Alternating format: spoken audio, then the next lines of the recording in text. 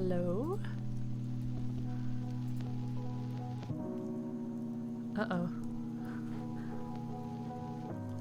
Cameras, please.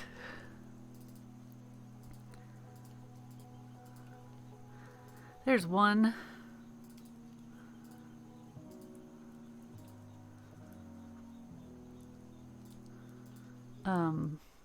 My face cam doesn't seem to want to work. That's odd. Let me try plugging it back in.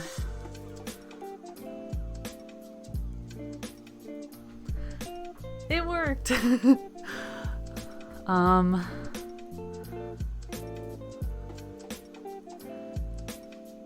Okay. Oh gosh, I don't have any lights on.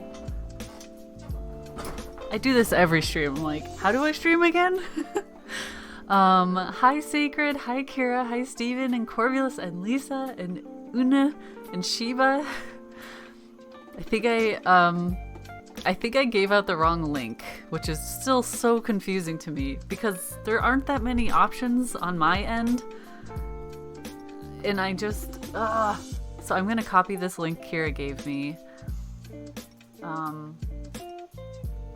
Because I scheduled a tweet to go out in like 10 minutes. And I want to make sure it has the right link. Let me try it on my Google. Make sure it has the right link. Oops. There we go. Okay. Thank you so much, Kira. Let's fix that. And if anyone is in the other chat, which I guess you wouldn't be hearing me, I'm gonna put the link in there too. So confusing. Oh my gosh. But anyway, hello everybody. Happy Friday.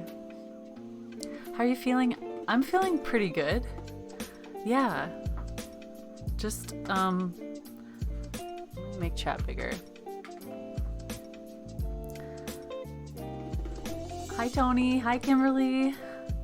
How are you guys doing on this fine Friday?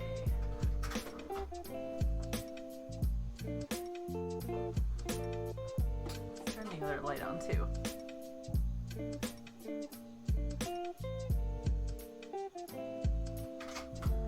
And then,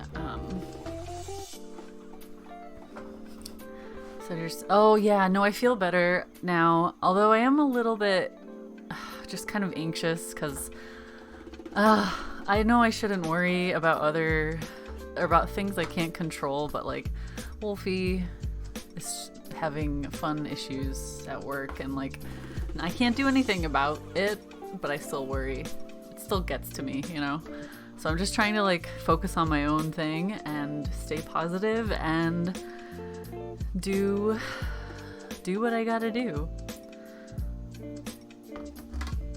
And on a random side note, my repetitive stress injury, which was much better for a while, has come back because has been flaring up because I've been drawing so much lately. I've been working on my illustration portfolio because I'm going to start applying to illustration agencies. And my goal originally was to finish by this Sunday, and I don't know if that's possible now, but we'll see.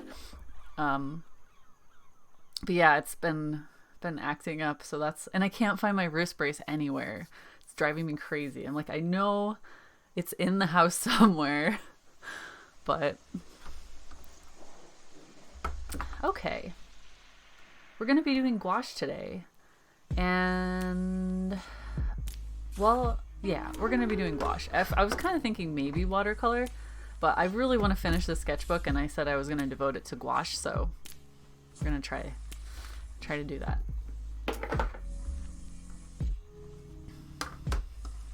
Oh no, Kira.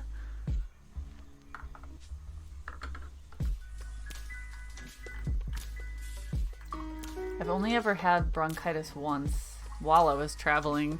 It was horrible. Left hand's giving you trouble because you're painting so much. Oh no.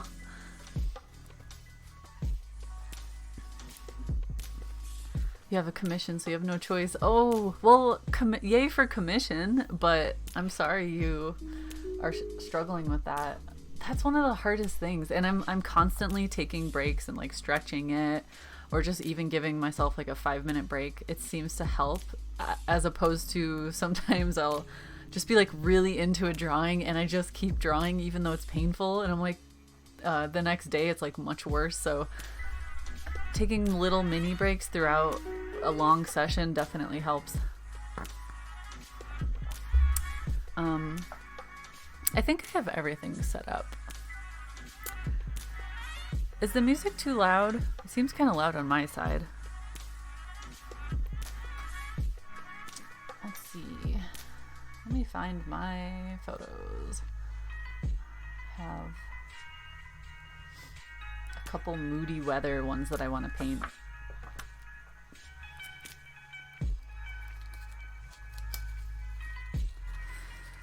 It's loud-ish. Okay, one second. Is that a little better? Better?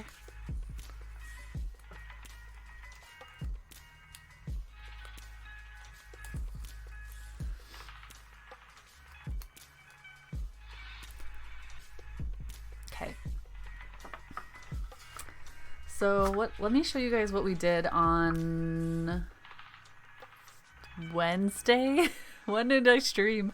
We did a Monday stream on Twitch, and I did lots of gouache. I did a new gouache chart, just the swatch chart of all my colors, because I got a couple new colors. So this is officially my palette, or my options.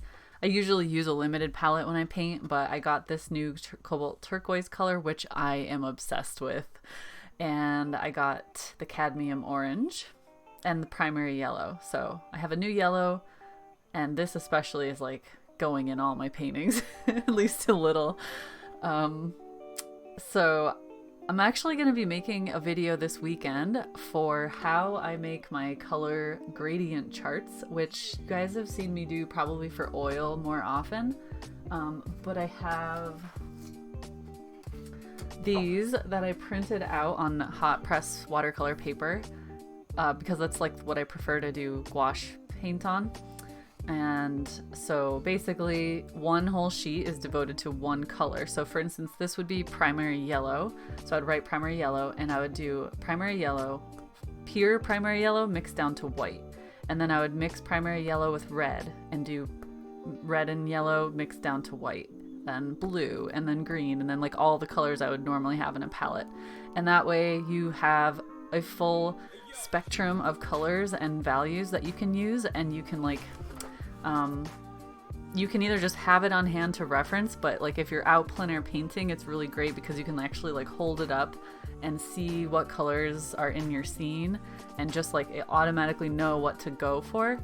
So I'm gonna make a video about doing that this weekend for YouTube, and I'm also gonna give you guys a free PDF to download this printable chart, so you can do it yourself if you want. If you have a printer that can print on thick paper, I highly recommend it because it just takes out a lot of the, like if you want it to look kind of nice and clean, this is a good way to do it. I don't think mine is necessarily waterproof, but it doesn't matter because it's gonna be gouache, and I'm not gonna be like, you know, putting a big wash of water all over it.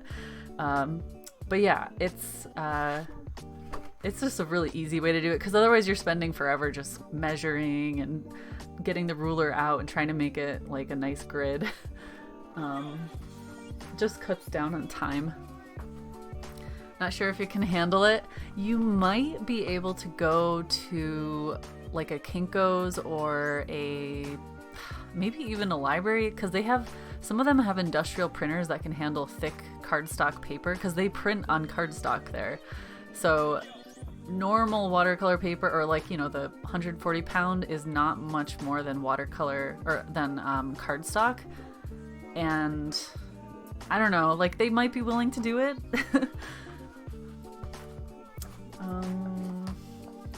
Plus, like, especially the hot press watercolor paper is not super textured. It's pretty smooth. It basically feels like matte photo paper, maybe just a little bit thicker.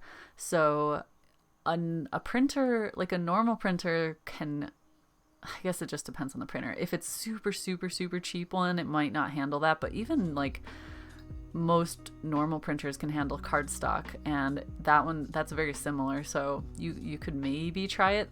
I don't know. But I don't want anyone to ruin their printer going off my advice. So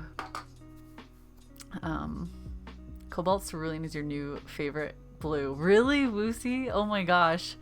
Your color charts that you've been posting in Discord are awesome.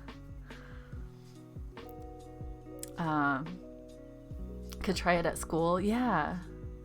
No, I haven't tried Old Holland products. Where are they from? Is it in Europe? You'll just ruin the machine. Don't do that. Don't get in trouble because of me. Oh, I need to grab my palette paper because I'm gonna do a gouache palette.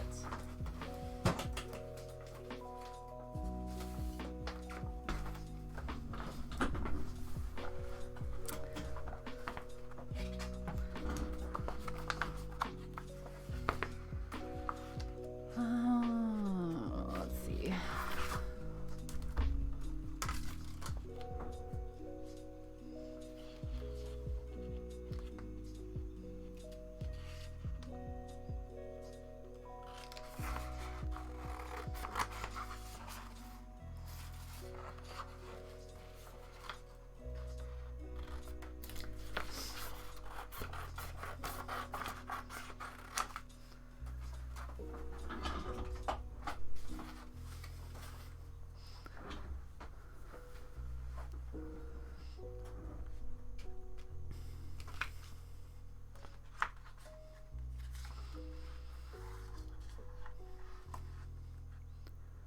Get the watercolor or the palette paper wet. Make sure it sticks down. This is how wet I get it. It's like dripping off of the paper, but I just let it soak in a little bit. And then at the last minute, I just sweep the excess off. We have some Rogue Orange paint that I hope is not getting everywhere.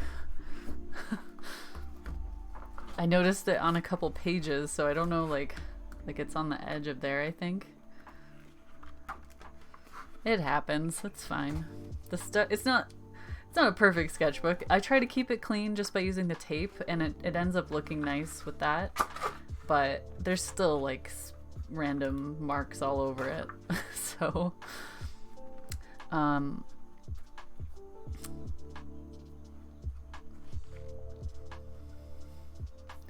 you fled the scene. Oh god.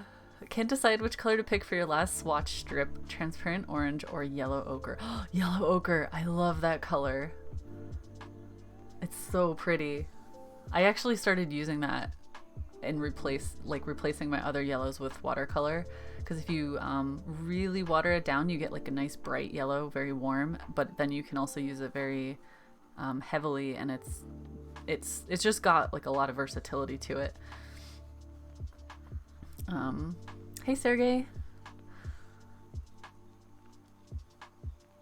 Possible to use gouache paint directly on the cover of the Moleskine albums? Probably. Want to try it out? Since it's a mess anyway, who cares? I'll be your guinea pig. We'll just do a swipe of color and then check it at the end of stream. Ooh, that's not looking too promising though.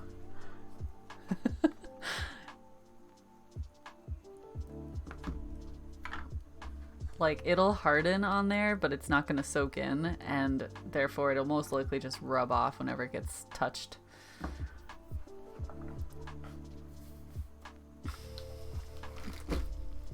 You could do acrylic though. It would just dry solid on there if you want to decorate it. I always keep random things of tape on there in case I'm out and about and I forget tape. I can use it, but these ones are definitely looking a little rough around the edges.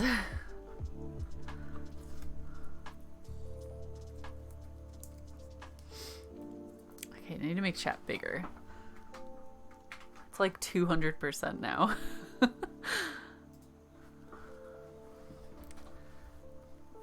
Yeah, you can use fixative over gouache. I don't usually do that because it does change the color and value just slightly. It changes it just a little bit depending on what you use and how much you use. So I think ideally you just paint something and then you get it framed if it's going to be displayed at all. Because even fixative isn't completely, like, unless you're going to seal it with something, that's a different story. But if you're just using like spray fixative, it's not going to completely protect it. So you still risk, like, if you accidentally splash it with water, it could still ruin it.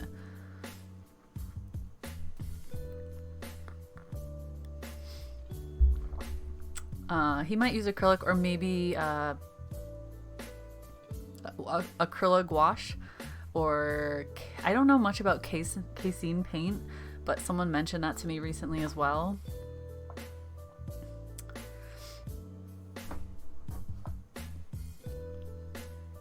All right, yeah, so if anyone has any questions along the way, just tag my name because it'll pop up and highlight for me.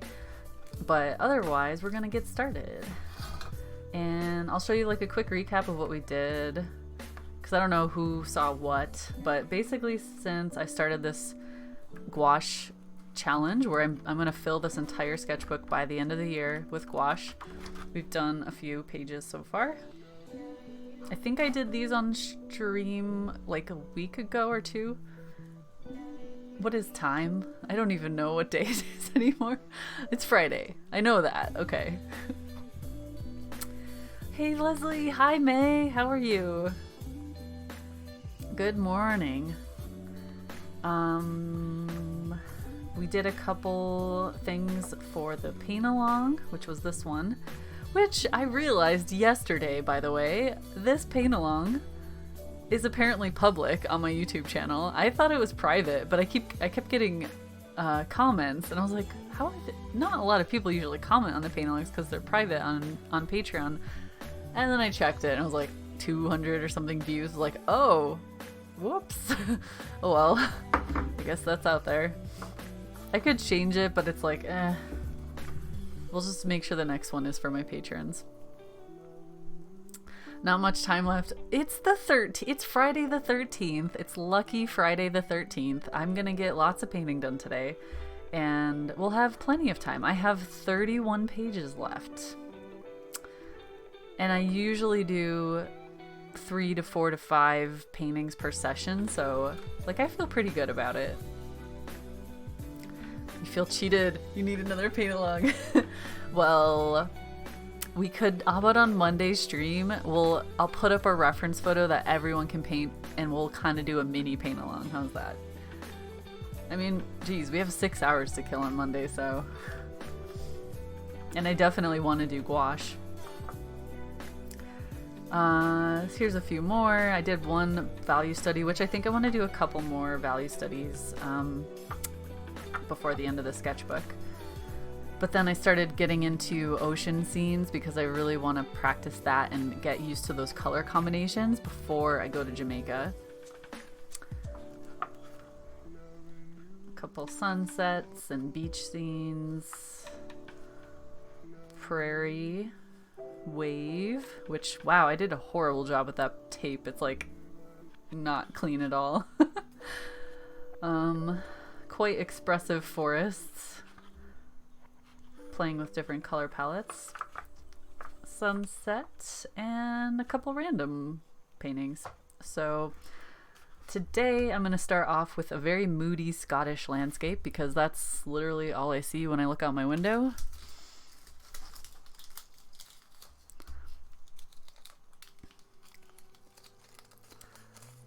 The left one. Oh yeah, I know. May's like obsessed with this one, and she wants me to cut it out of my sketchbook, which means she would technically get the paint-along painting with it.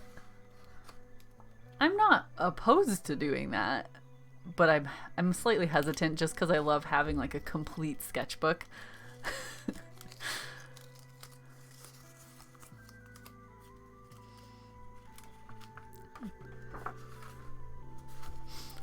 No, don't do it. Yeah. Well, I could also take a nice photo of it and like scan it. Maybe I could make a sticker out of it. Ooh, that would be cool.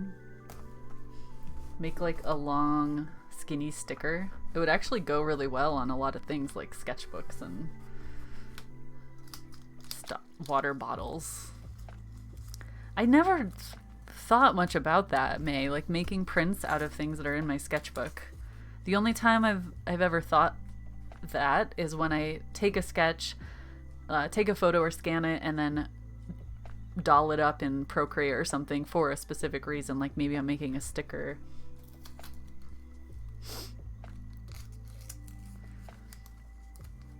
You love the cobalt turquoise in the forest one. Oh, that was... Yeah, I've been trying to use the cobalt turquoise as my main blue just to like get used to it, which is really wonderful. Is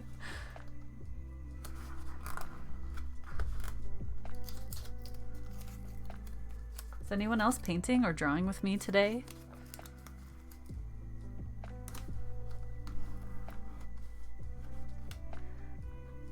Could someone do me a favor and check my Twitter page to see if the tweet I posted has the correct link? I'm like a little worried about it because I thought we like it's not, it doesn't make sense.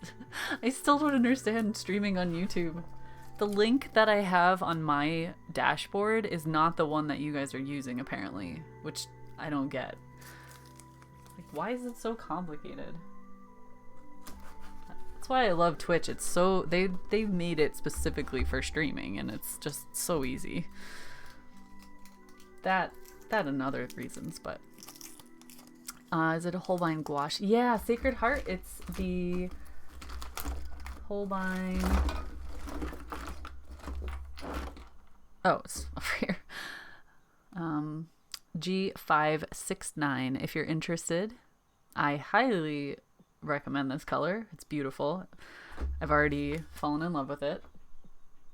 I also want to get the cobalt, wait, what is it? Cobalt teal? No, it's something else that I can't remember now. Maybe it's not cobalt. It's something turquoise and it's more of a greenish turquoise. So having that would also be an amazing addition for my ocean scenes and my coastal scenes. Why am I trying to split this? This isn't gonna work well. We'll just use a nice clean piece. It works for you. It works for you. Oh, thank you guys so much for checking. Practicing on the kalimba. Ooh, are you gonna make like a theme song for ZCon?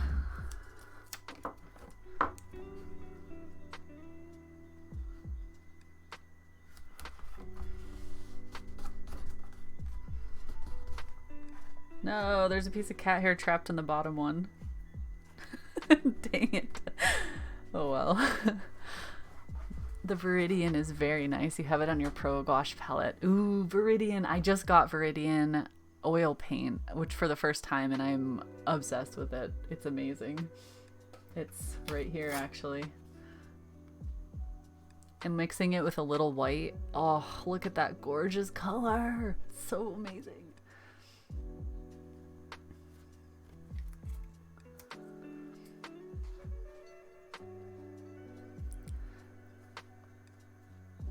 Don't pour salt into that wound. Oh no, I forgot you weren't gonna be able to. Oh no, now I have to be careful who I talk to ZCon about because I don't want anyone to feel bad. Corvulus, you and I will have our own mini ZCon someday. It'll be like, I don't know what we'll call it, but it'll be like the pro level ZCon because I know that you like want to paint and we'll be going out doing plein air the whole time, like all day. Every minute of sunlight we'll be out painting. which I don't think is gonna go. I don't think that's how it's gonna go with everyone else in October. I have a feeling it'll be like a little painting and mostly just hanging out. But I'll encourage people to. I'll try to get people to do it, but okay. So I'm gonna be doing not a super limited palette, but I am going to limit my colors.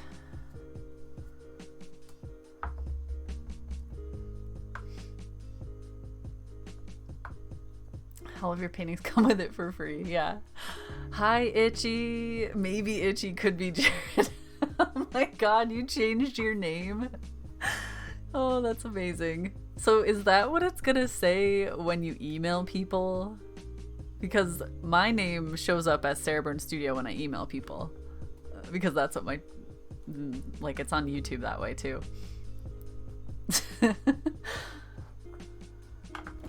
Okay. White.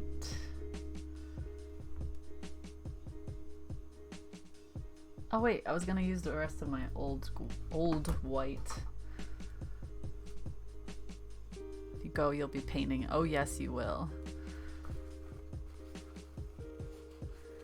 The biggest challenge will be getting Slave of Hell to paint. Because... Oh, I just realized, did I put the right link in Discord? Or did I even put it in there at all?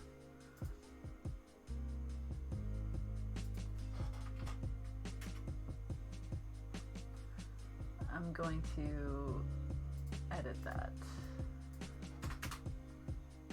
There we go. Okay. You came here from Discord. Well, what the heck? Why doesn't it work? I don't understand.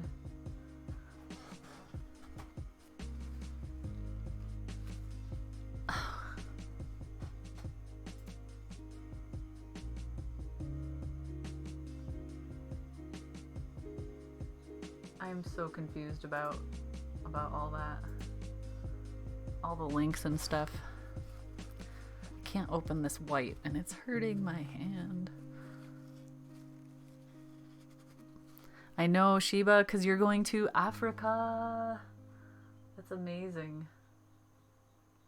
Okay, I'm just gonna close that. I can't open this one. Okay, I'll soak it for a while. But I do have my old Da Vinci white.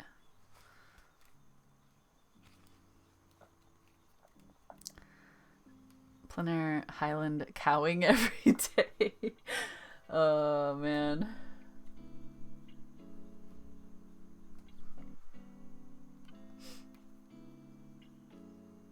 By the way, I really like the titanium white Da Vinci gouache. It's very, it's creamy, but it's a little thicker than my Winsor Newton.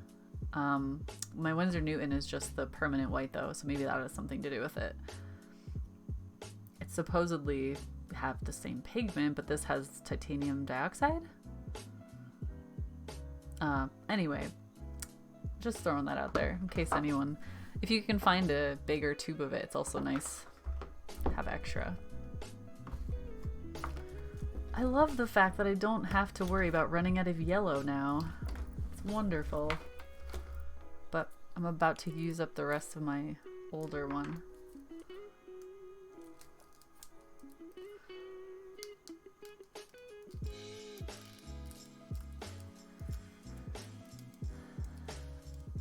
Yeah, May and Sheba could come visit. May, Sheba, and Corvulus. Like, since, you know, if you can't come to the October one, we could plan a mini... It'll be like a girls' trip plus Itchy. He'll just be painting the cows, though, so, you know, it's cool. How about I go with some colors that I don't normally use as often? So I could use like, well, I need the primaries. So maybe I'll go with, let's try this. Let's get weird, guys. Let's go with Rose, Raw Umber, my new green, because I want to get used to that one. Where is that?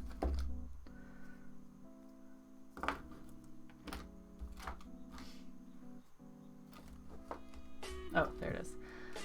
New green, which is the permanent green middle. And as for blue, let's go with the turquoise because, again, I want to get used to it. And then we'll use Doxazine purple. So this is going to be a weird combination. We'll see how it goes.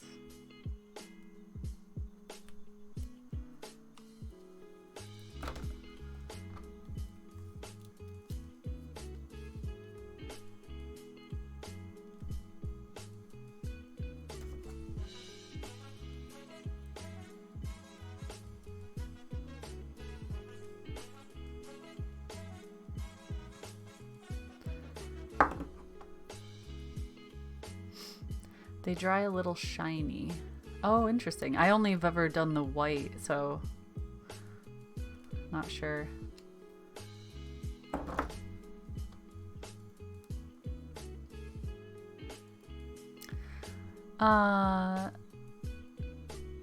Dimas.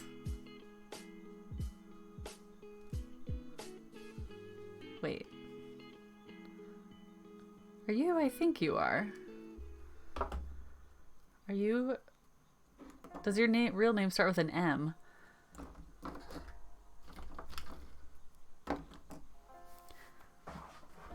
Oh, your Dosaku art. Oh, okay. Your name, as I see it there, looks similar to someone I know from Denver.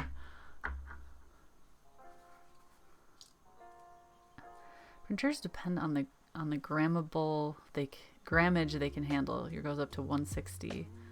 Oh, yeah, I guess you could somehow check that. What happened? Why am I covered in paint? Is this tube broken?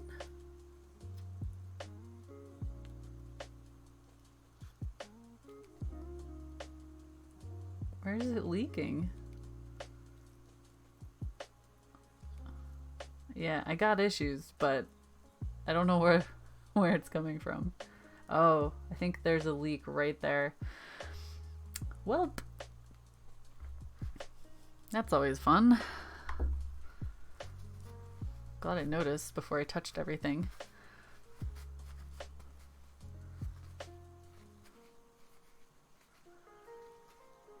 Wrapping a rubber bander on the paint cap. Oh, never thought about doing that.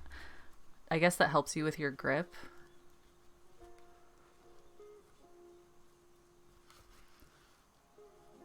Or Donna. Ooh, okay, I could try to remember that.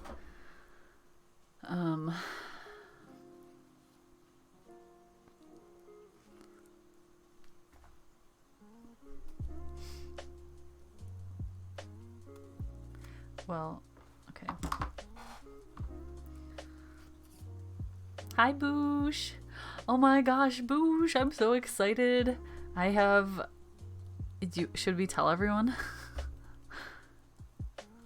We should, because then they'll know about your awesome stuff that you make. I am commissioning Boosh to create... Actually, I shouldn't say it in case... I highly doubt my family's watching, but in case it ruins the Christmas present, she's making me something out of something for people I know for Christmas.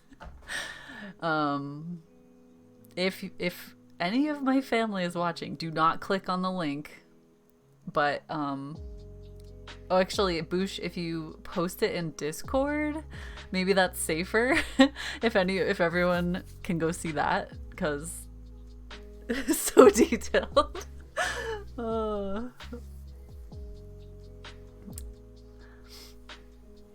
Holiday party dresses, and it's so annoying. Ooh. You're done with the first one? Oh my god. Happened to your tube of indigo. Oh, indigo would be awful if that broke, because it just gets everywhere. At least with white, it kind of blends in with a lot of stuff, but indigo, that's just going to be a mess. Okay, let's paint, because I'm just sitting here not painting.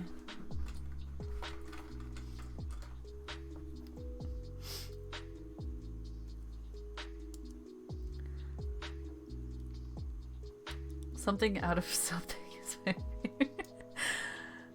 Isn't it? Isn't something out of something so great? Oh, Boosh, can you post it? Can you message it to me on Discord? Like DM it to me and I'll share the link. Thank you, Kira, for posting that. Yes, if anyone is interested in a commission by me, you can follow that link in chat. Or if you want something out of, if you want to get something made out of something that's really cool, then ask Boosh.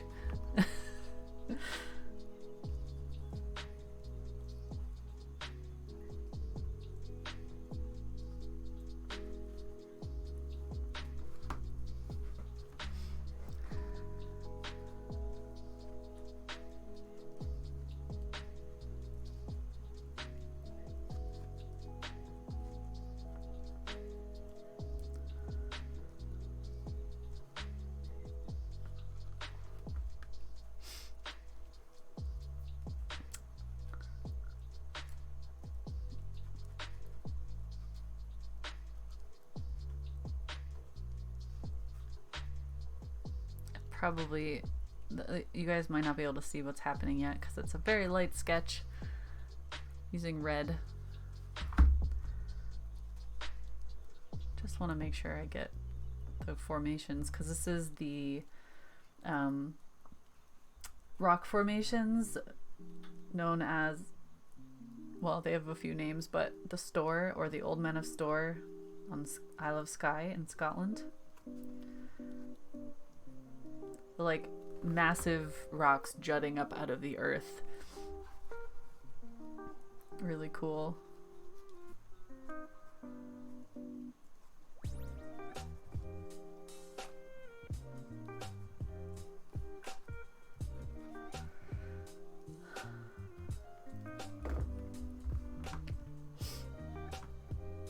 Oh, and black.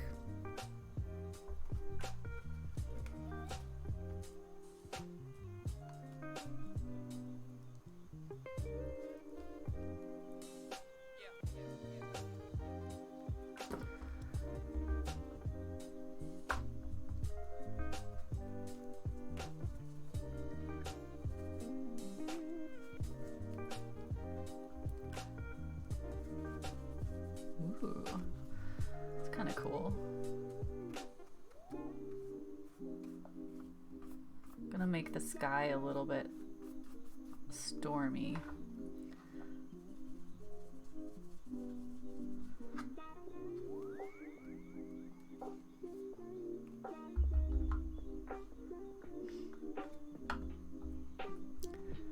Brushes. Are you asking me something, Sergey?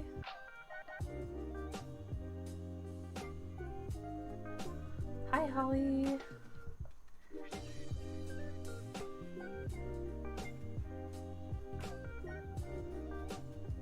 I love doing the sky when it's really, really wet, kind of drippy, and then it just becomes all flowy.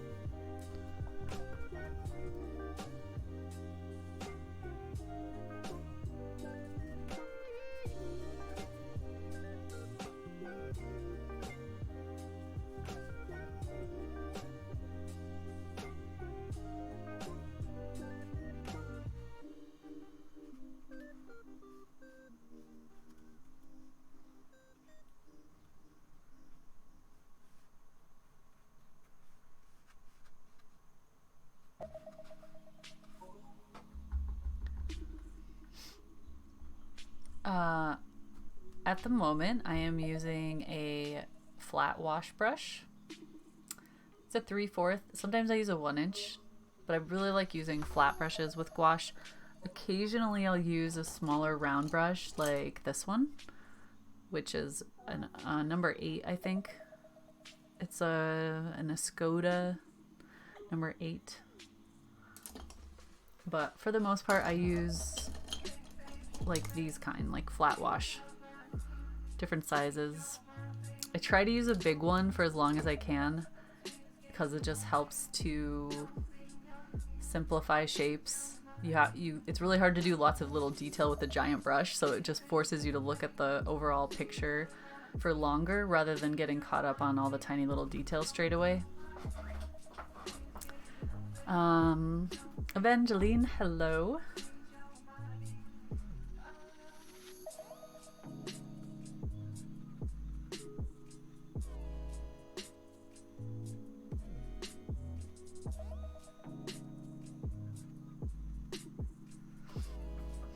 No problem.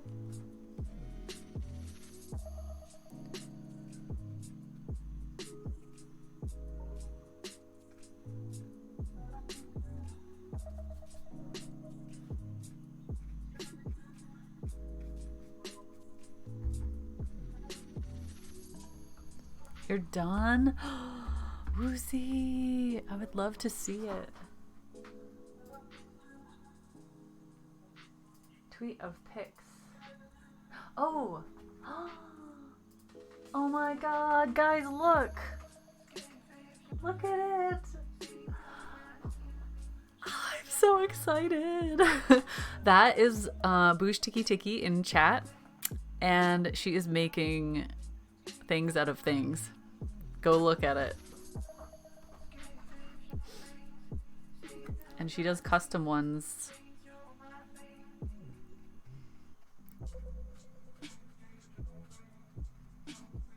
I definitely need to get one for Vader at some point.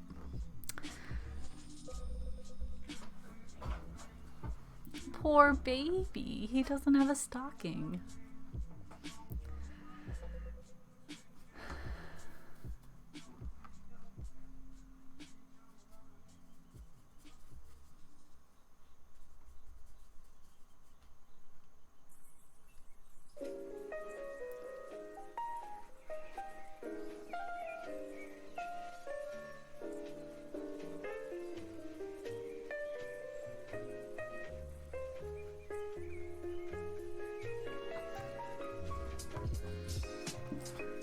And she's so fast. I like just, what was it, yesterday that I asked her and she's already done with one?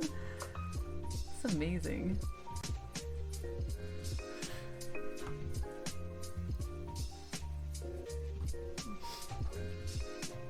But yeah, go check her out.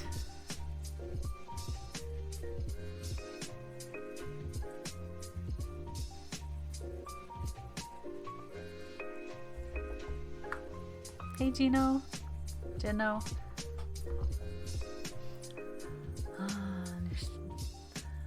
Struggling with thoughts of carbon footprint. Basically, your carbon footprint is... Okay, how can I explain this like super easily? Well, everything has a carbon footprint. The amount of carbon, the amount of energy it takes to make something can be measured. It's really difficult to measure it sometimes, but I want to have the most minimal as possible, which can be tricky especially as a traditional artist, because I make things. Everything you see on this desk was made with energy, and if I sell it and ship it, that also takes energy. So like it has a pretty big carbon footprint from start to finish. Maybe not as much as like, I don't know, there's other types of art that probably is more intense, but yeah, I kind of struggle with that, knowing that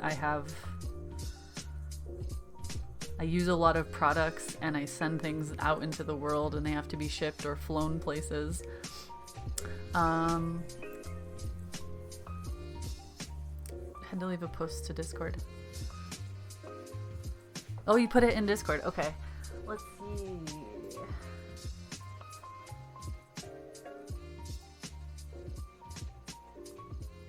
Oh my gosh, Woosie. How big is that paper? That looks amazing. You also struggle with that? Yeah. Uh, yeah.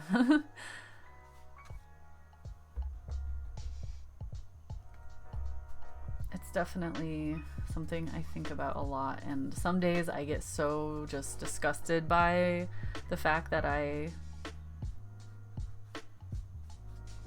need so many products and I ship things out, and like all that eats away at my conscience, and I get so disgusted by it that I'm like, oh, I'm only ever gonna do digital from now. Like I get kind of crazy in my own head, and I'm like, calm down. Like there's little ways you can change things. Like for instance, I do want to start doing more things in person, like instead of shipping everything, you know, selling stuff in person is nice. Or teaching workshops and that kind of thing in person rather than only relying on selling physical products. But that's like a long road. That's going to be a while. It's almost like you have to question what is the lesser of the evils. Like, because I think it's really difficult to be completely carbon neutral. I guess you could offset, like if you can afford to buy offsets, energy offsets, that kind of thing. It's not completely up to us small folk. No, it's definitely not. But like talking about it, raising awareness about it helps, and pressuring companies can help. Because it does have to start at the big level, like government and company levels, like the big ones. Or it does have to get to those points. I don't know if it starts with them, but like, yeah. A bit smaller than 16 by 20. Oh, okay, so that is pretty big. Hey, Betty. Even digital has a carbon footprint. Oh, yeah, for sure. Like, a computer takes a lot of energy to create. Your energy that you take to power the computer and run your internet and all of those things. How the iPad is made. Like, everything has its own carbon footprint. So again, it's like, what is the lesser of the evils?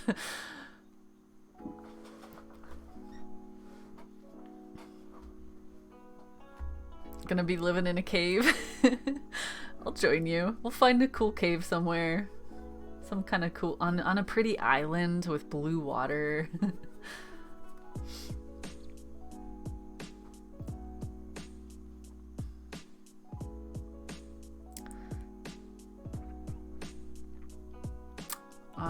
Okay.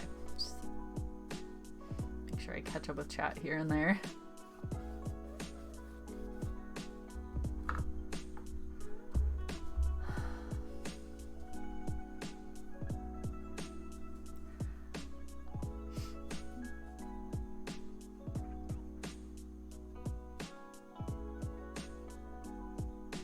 I don't know if you guys know this. Maybe some of you do who've been hanging out with me on Twitch, but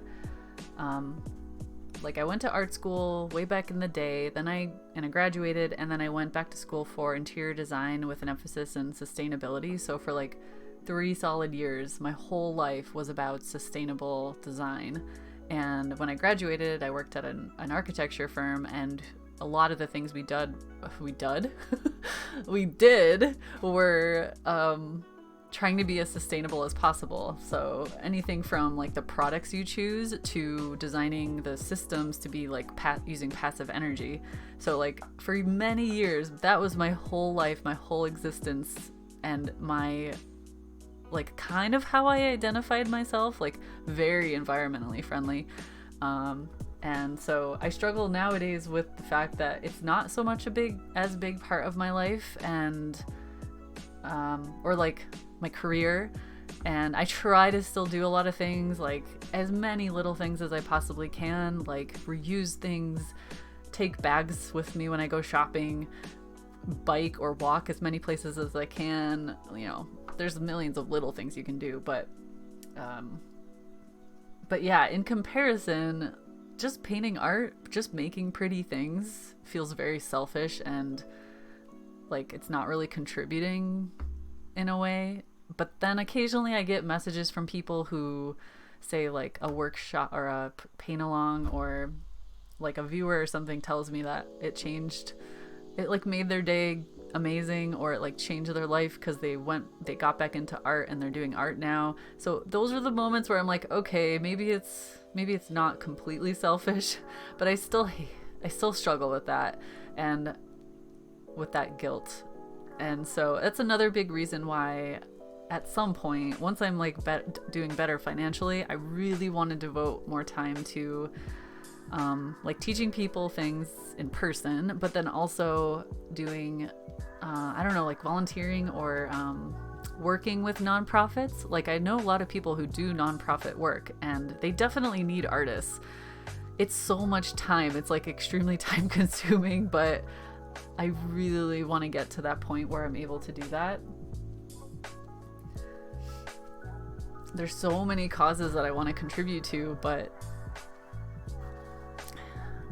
you and May got me back into doing personal art. Oh, Shiva. Cave condos with awesome wall art. You also worked at an architecture after school. Oh, really, Shiva? Did we talk about that? I don't know if we did.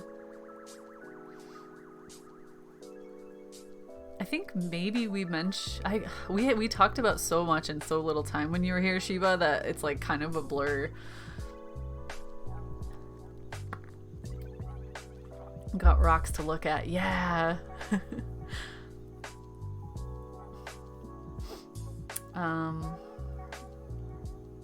Say the whole world stops sending goods across the seas, road, skies.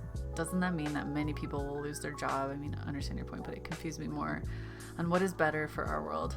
Yeah, it's not like we can just stop doing things. Like if everything just came to a halt and we're like, okay, everyone stop, let's figure this out. Like a lot of bad stuff could happen. So I think it's more important to just become very aware of your impact on the environment.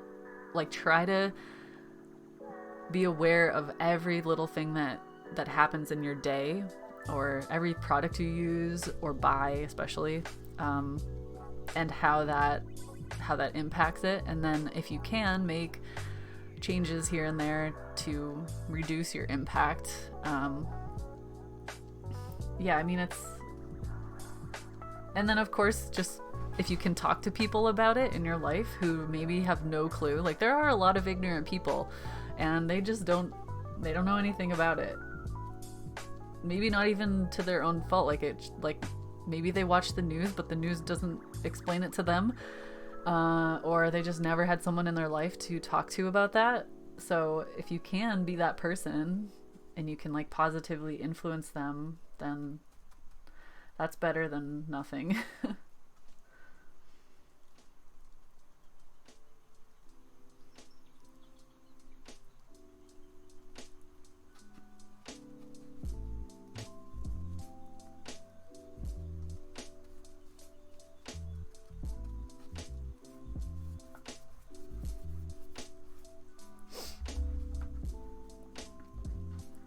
Sorry if I'm too sniffly.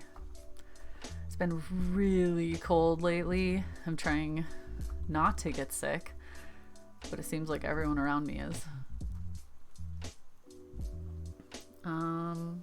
For like half a year, you're a designer, but they downsize. Oh, okay. That was the job I had before I quit to pursue my photography and art full time. So degree in zoology and was heading towards conservation, but fell into art career. Use art to contribute, environmental activism, fundraising, advocate. Yeah, that's so cool that you do that. Rionan? How do I say your name? Using less plastic. Good. Yeah, I mean, even just I don't know how to get certain things done, but for instance, the grocery stores around here, they package almost every single fruit or vegetable like individually in plastic. And there was a pretty big petition, and like it was in the news for a while, and now like they got a few grocery stores to commit to reducing that. And like even the Tesco's delivery, you can have Tesco's deliver groceries to your house, and they used to bring them in shopping bags unless you like specifically requested not to. It's like, why? You're delivering it to the house, you just like carry it in and put it on the kitchen counter. Why do you have all these plastic bags? And they actually finally stopped doing that. You can't even request bags now. They just bring the stuff in and you like put it on the counter. So luckily there's like slowly there's progress happening there.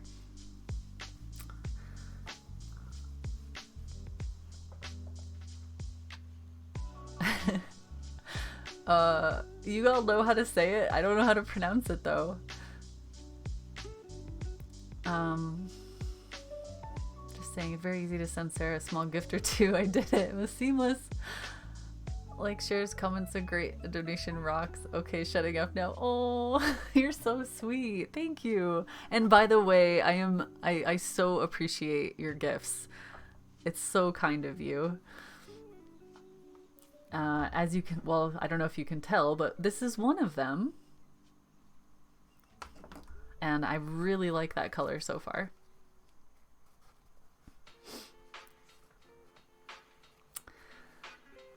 Can I get just banned plastic bags in most stores? Oh wow, good. Okay, cups for the Keurig. Put some money into a French press instead. Oh yeah, but I know they do make reusable K-cups, right? Or something like, maybe it's a different brand. So there's like, they're like getting better here and there. Like some of the brands are making changes. Your whole county banned plastic, single-use bags, and all of New York will follow soon. Oh, that's amazing. Positively influenced you? Since the moment I found your YouTube channel and your Twitch stream afterwards, you inspired me. Oh, thank you for telling me. That's really sweet. Rhiannon. I'm wondering which is the emphasis now. Rhiannon.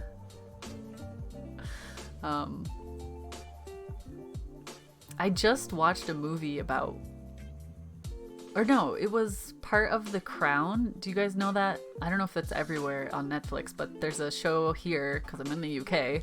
It's called The Crown, and it's about Queen Elizabeth and her family and stuff. But one of her sons goes to, or he tries to like learn, or he does learn Welsh in the show. At least he learns Welsh and like has a speech in Welsh, and it's so, like, that language is so intense. It's amazing. Like the sounds that you have to make. It kind of reminds me, like, Scott Gaelic has a little bit of that like sound in some moments, but yeah, it's a lot more. There's some languages that are just very different. They just make very different sounds, but I'm always fascinated by it. The whole idea of language just fascinates me.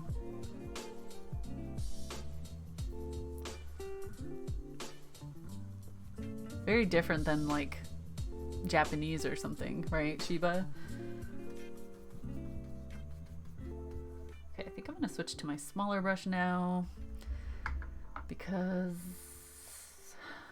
that one is just scraping paint away and I don't want it to.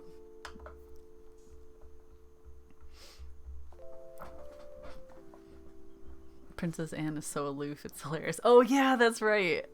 She is.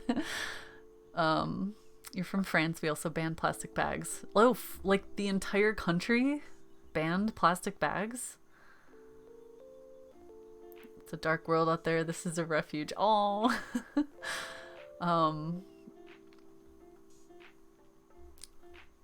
go listen to the song. What song?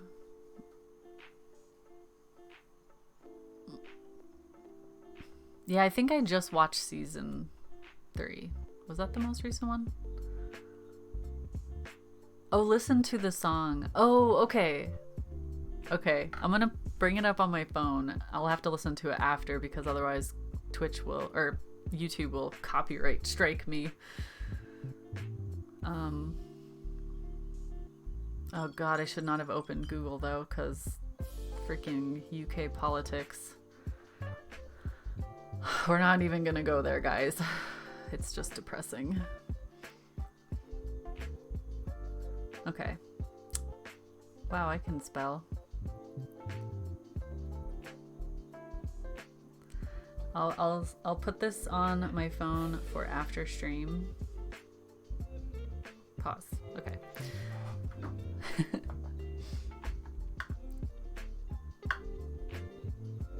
I may have heard it before, I just don't recognize the name. I'm really bad with names.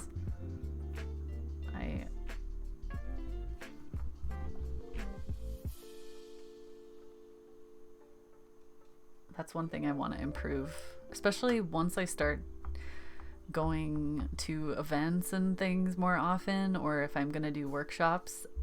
Like, just the skill of remembering people's names, I guess I'm out of practice with, because I meet people and they tell me their name and like literally 2 seconds later I'm like, oh my god, what's their name? Crap, what was their name? Oh god. It's horrible. Like, there has to be some kind of practice I can do to get better at that. And I need to like have some kind of mental tricks in my head to remind myself, or so I can remember these things.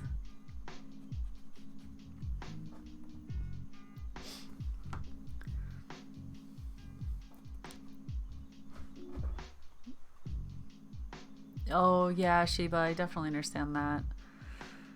And if you don't have someone in that language to talk to all the time, it can be so much harder to keep it fresh, to keep it going. If it's just you like practicing on your own, I feel like it can fade, I guess, pretty quickly.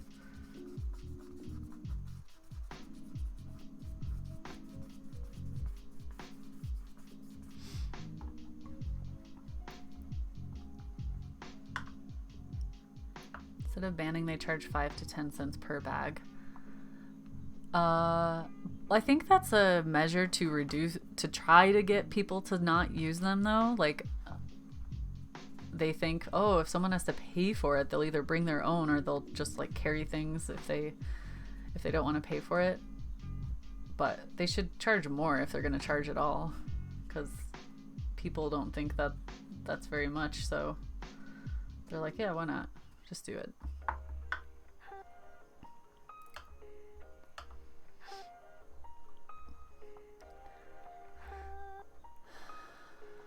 They're not free. Yeah, I think that's the same here. Like, they charge you, I think 5p per bag.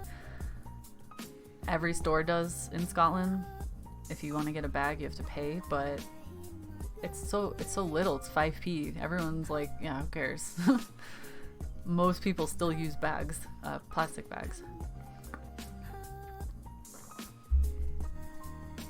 But if they charge £1 per bag, people would actually think twice about that.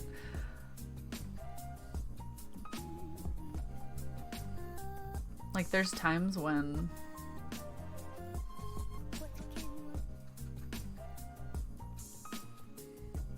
you probably have your bags in your car and you go in and you forget them and you're at the checkout and they're like, do you have your own bags? And you're like, oh crap, I forgot them in my car. I'll use the bags. I'll reuse them for something. So then you get the bags.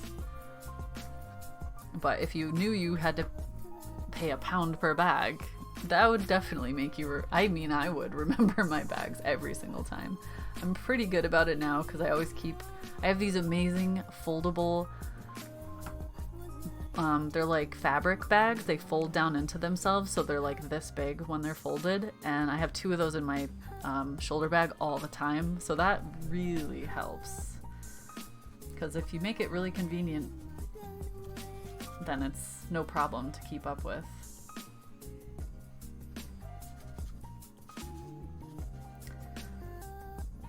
Well, this painting is just continuously going downhill, so I think I'm just gonna move on. Well, you know, needed warm up at some point, right? So we'll call it the warm up.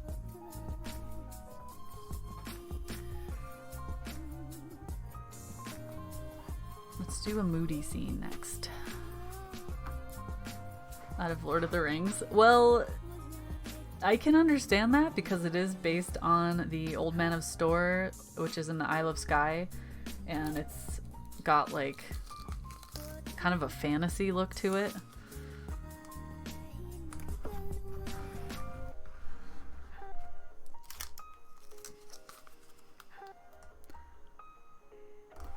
It's like, well, no, I was about to say it's the Scotland version of the Garden of the Gods in Colorado, but which one came first? You tell me. Oh no, I'm running out of tape.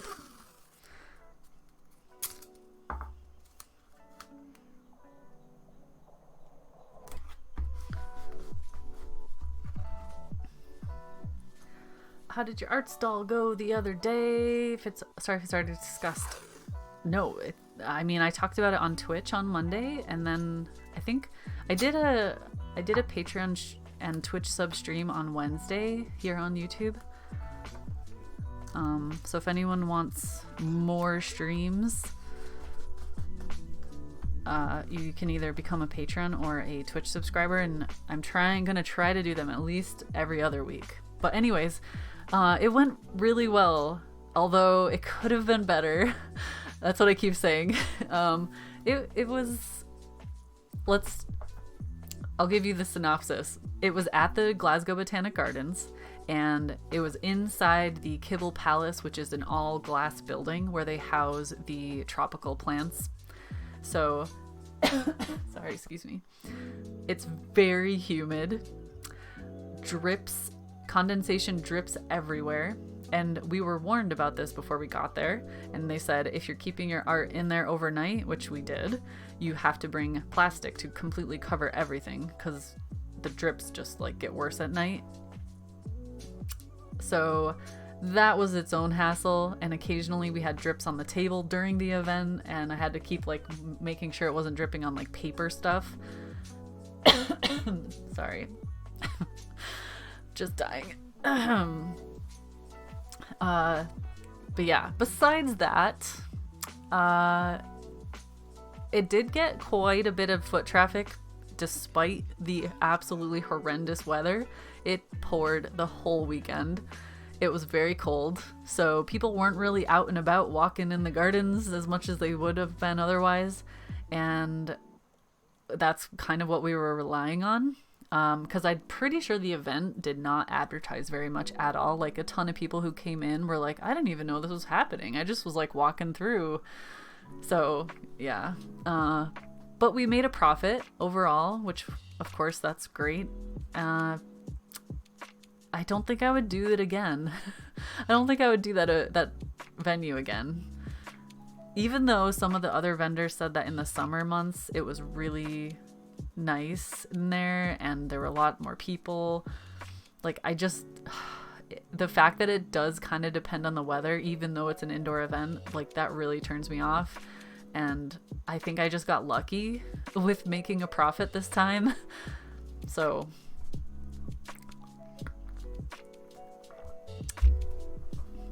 I am gonna try to stick with events that are a little more closer to home, that are indoors if I can, because yeah, that was just not great.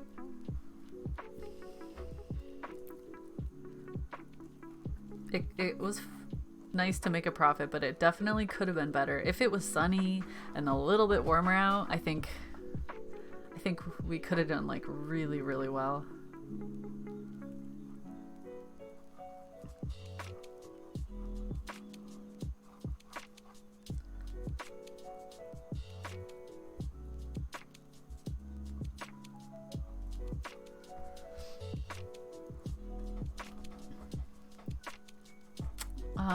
Someone just gave me chocolate cheesecake.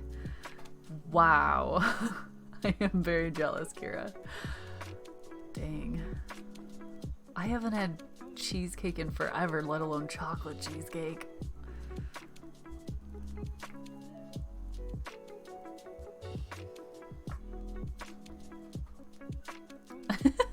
I hope you know them, yeah. It was just like some random dude on the street. Here, you want some chocolate cheesecake? Yes.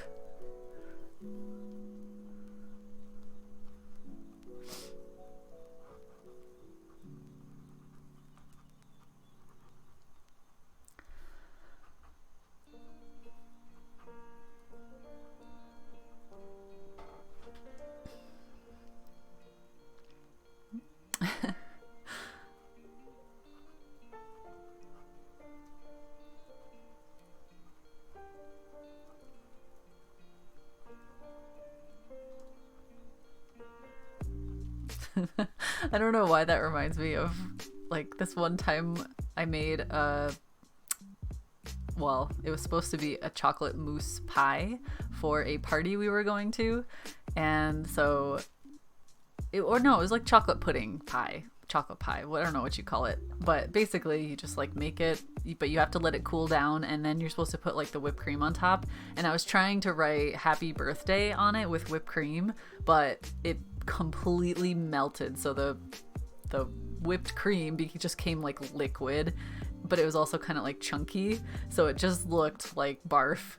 And I like, instead of just redoing it, well, I didn't really have time to redo it, but instead of going and like buying something else and bringing it, I just brought that, but on the top of it I wrote a special pie for you ! And then gave it to them like happy birthday. But they said it tasted amazing, so I was like, all right. But yeah, anyway, random memory.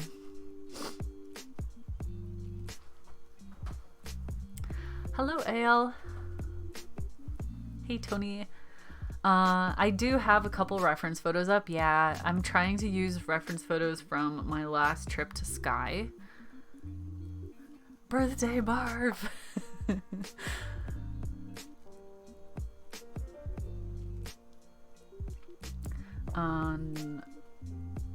Mostly for the atmosphere of the scene, I guess I would say, because I really like how moody they are. And if you want to see a lot of the photos that I use, you can check out my Instagram called A Fox and Her Wolf, but there's underscores between each word, and I pretty much post most photos I take there,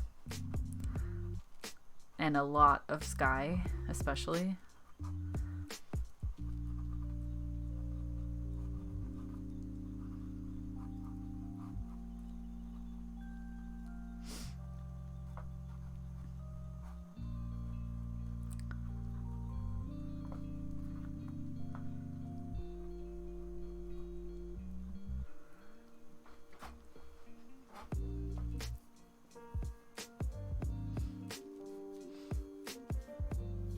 Yeah, do you sell your art at markets, Rhiannon? Wait, did I say that wrong? Hold on, let me scroll up.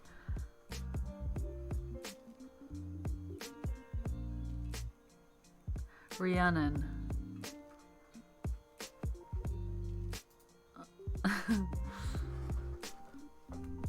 Oh wait, it's not a Paintalong Nightbot? Ah! Nightbot, go away. Ignore Nightbot.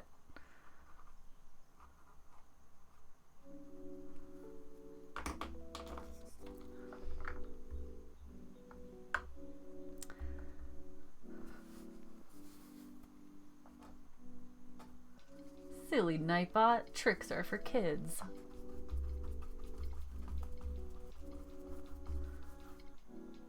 Do Europeans know that that reference? Or is that just a US thing? Silly rabbit, tricks are for kids.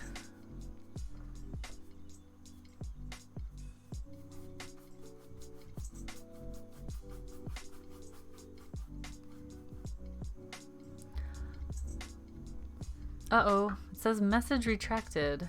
What does that mean? Sorry.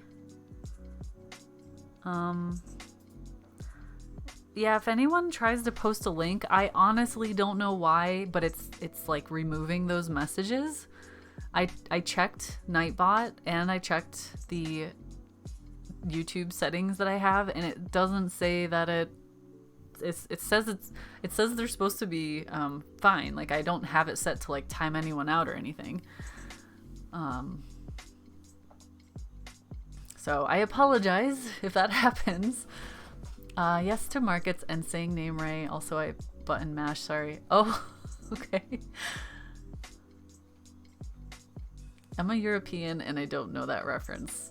Oh, okay. So I guess, is it just a US thing?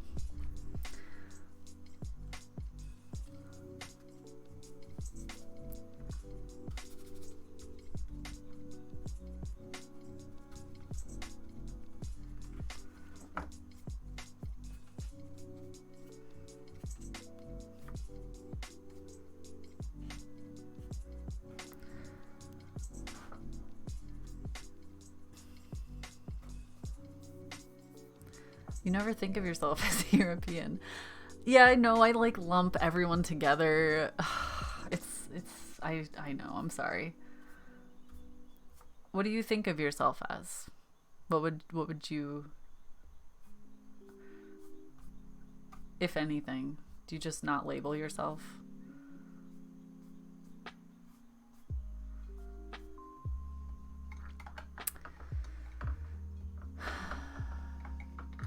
Silly Wabbit, kids are for tricks. You're killing me, Smalls. And they were like, the fuck? Yeah, I imagine that one didn't translate as well. That's like such a US movie, I think, because, well, I think baseball in general, baseball movies probably are just American. Maybe some famous ones have made it over here, but Wolfie had never even seen baseball before he visited me in Denver, and my dad was there, so he took us to a baseball game, and he was like, well, he was just like, what is this? This is so boring. It's like, yeah, I know. No offense to the baseball lovers out there, but it's not my cup of tea.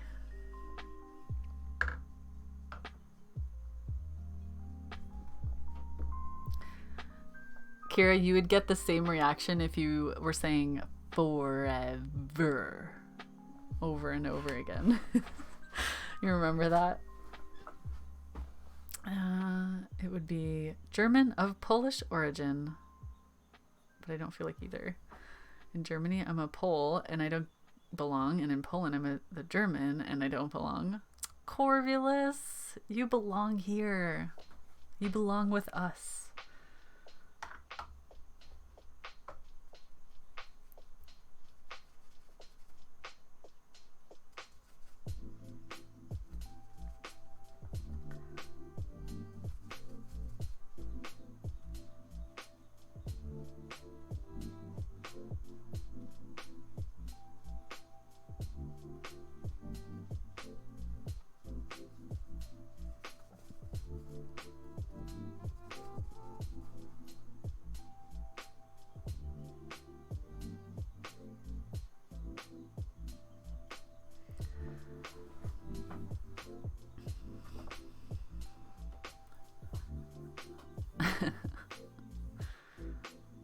You belong to the internet. Does it make you an intern? Sure.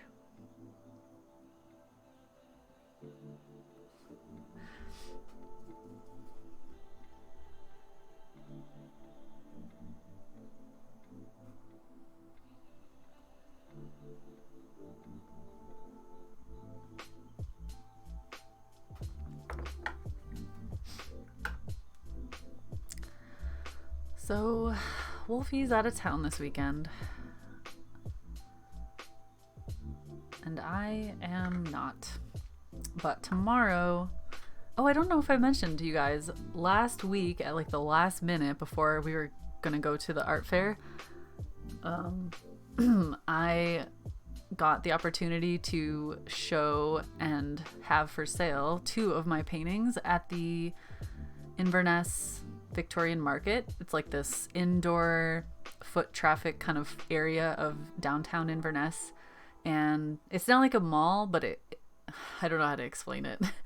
And the interior of it are all these little shops that can, like, they change out every few months. There can be a different one there. Some of them are permanent, but there's a few that are like always changing. And there's a exhibition right now for the Scottish, or the Inverness Art Society, which I'm part of.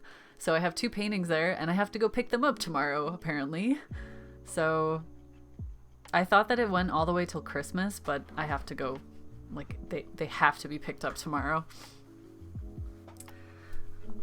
But that was kind of cool, like, just to have that opportunity, even though it was very short.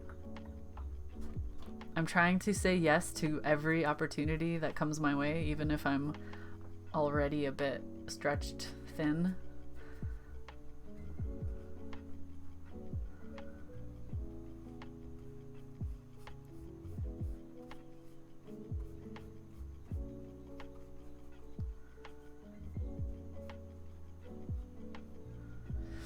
But it was kind of awkward because when I got there, it was my first time doing it. And they're like, okay, you can bring 2 paintings and you can have up to 25, what are they, like greeting cards basically. So if you make your own art greeting cards, then you can show them there or have them for sale there.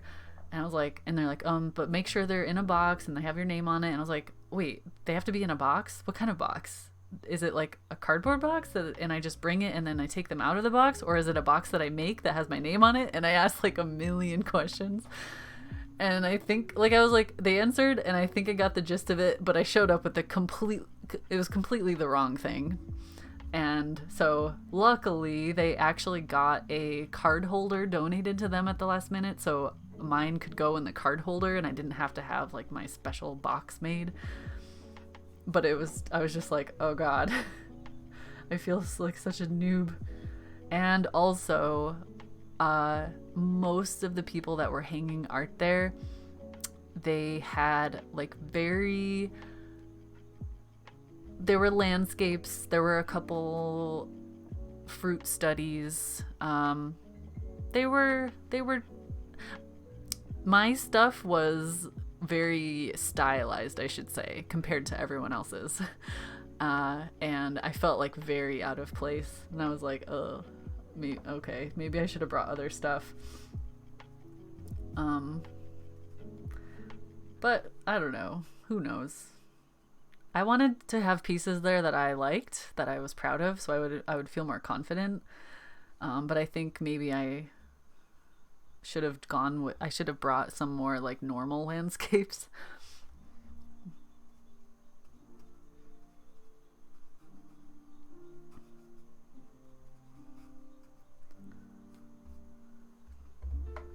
Bedazzled boxes, yes.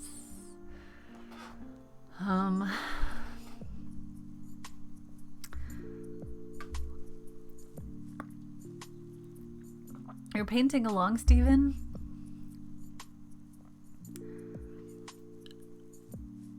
Lucky Charms commercial would... Oh, yeah. I don't think so. Yeah, I don't think so, Jig. I don't think I can post my site, but social media handles are all Rhiannon Wright Art. Ceramic artist primarily, and I also paint. So weird sharing this info on Sarah's stream. No, okay, let's see. hope I don't make you feel awkward, but we're gonna put you on the spot and make you feel awkward. Rhiannon.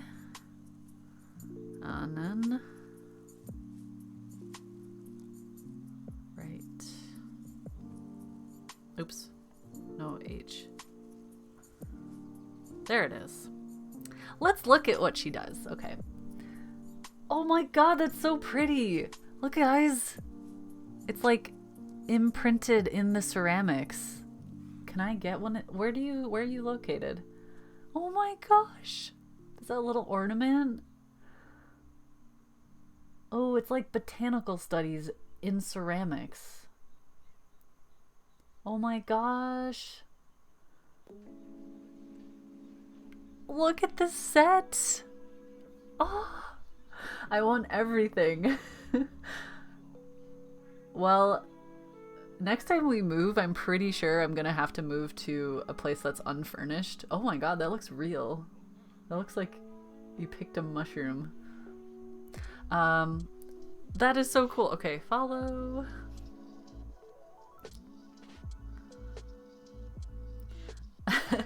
So yeah, we're gonna move somewhere unfurnished, so I'm probably gonna need a set of dishes.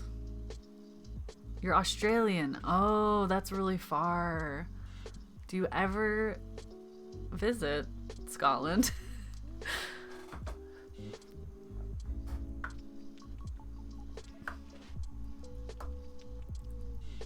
You have 20 strips of mixing charts. Why is this making me so happy? I don't know. See, sometimes I just like look at all my charts and I'm like, I just want to like wrap myself in them. So I just realized I want to do a little bit of variety in this foreground.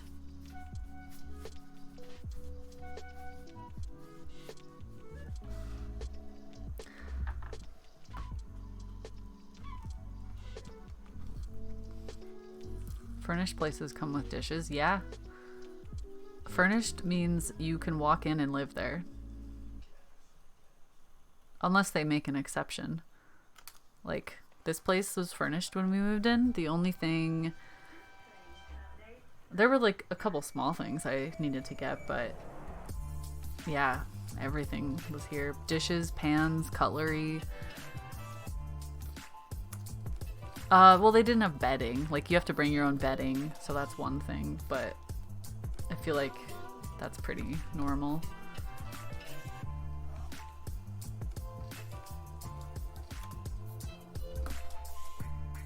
Is it weird? Never thought about it. I like this painting much more now that I've peeled the tape off of it. That was bothering me.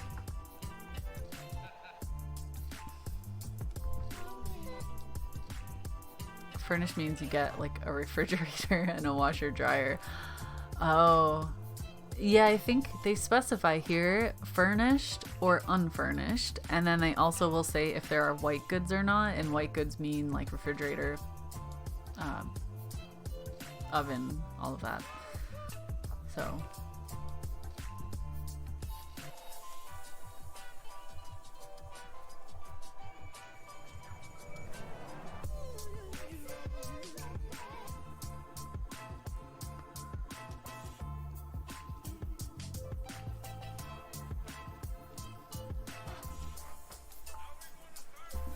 furnished here is like a lounge and a fridge.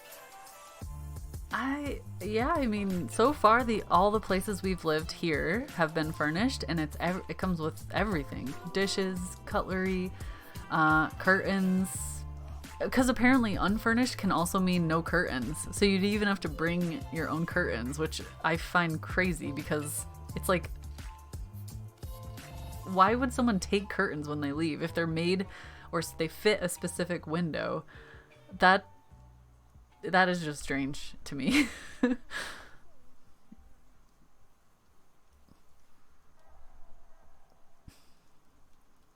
Lounge, is it a couch? Oh yeah, good point. I kind of assumed they meant couch, but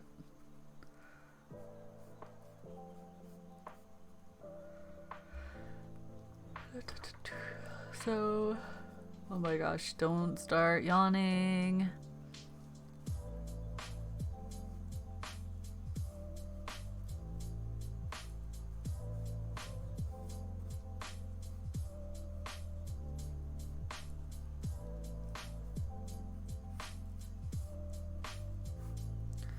I want the base of these rocks to be like very warm, but then I'm gonna paint darker colors on top.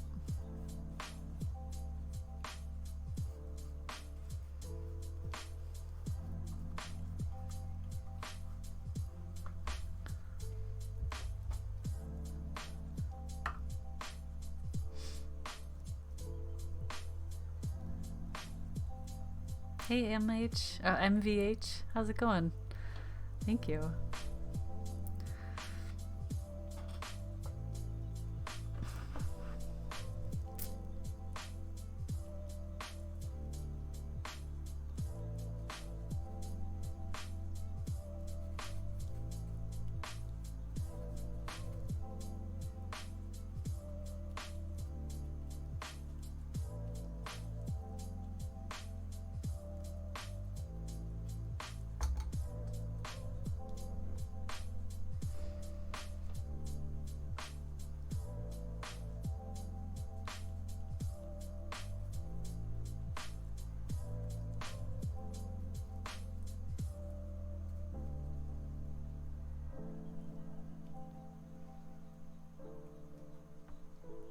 You guys ever feel like you're being judged by the people you look up to as artists and they don't even know you exist?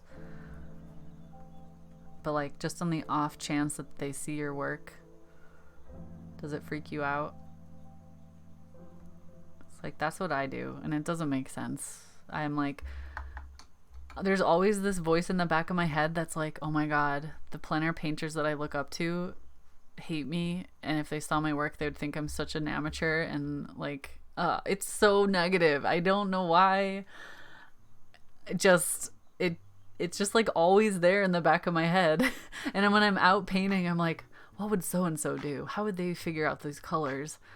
And then of course when I'm feeling like I'm failing, I just feel extra bad about it because I'm like, I can never show this, or I can never, or I'm never gonna get to the point that so-and-so's at. They understand color like perfectly and I'm struggling so much. It's so silly, but I hate that I do that. Well, 2:30 a.m. here. Oh, okay. Have a good day. Thank you for hanging out.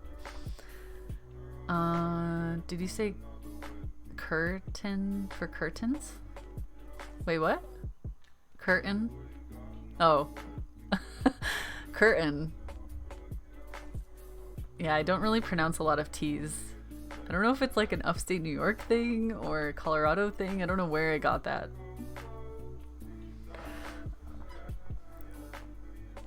All the time you do it too.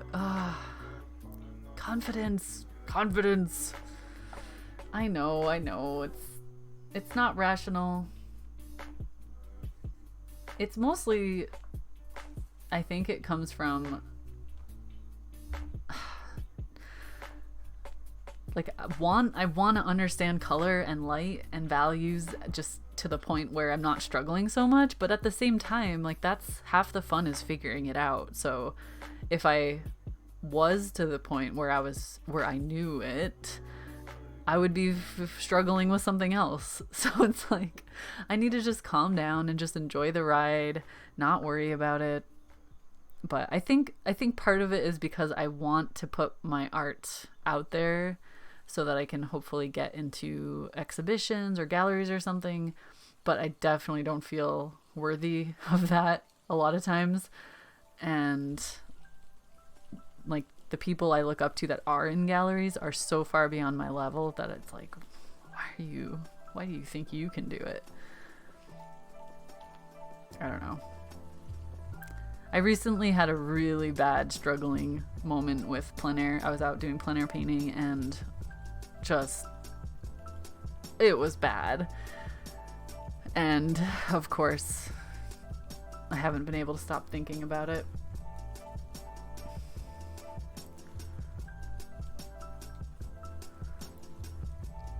what kind of part of what part of New York are you from? Upstate, which you could say I'm closest to Syracuse, or I was closest to Syracuse as like a big city, but I was like about 20 minutes away from there, 30 minutes away from there.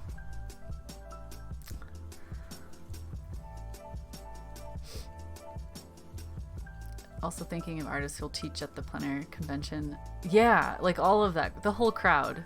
I listen to the Plein Air Painter podcast like religiously, and I have for a long time. I haven't missed a single one, and I've also re-listened to most of them many times. And so I feel like I know them in like a creepy way. I know them. They have no idea I exist, and God, they're just so brilliant. And they have many, many years of experience, so obviously I have to factor that in. But like, I just look up to them so much, and I imagine, which is also silly, I imagine what it would be like to meet them and how small I'll feel and how incompetent I'll feel, and I'll be like total imposter syndrome. It's dumb. But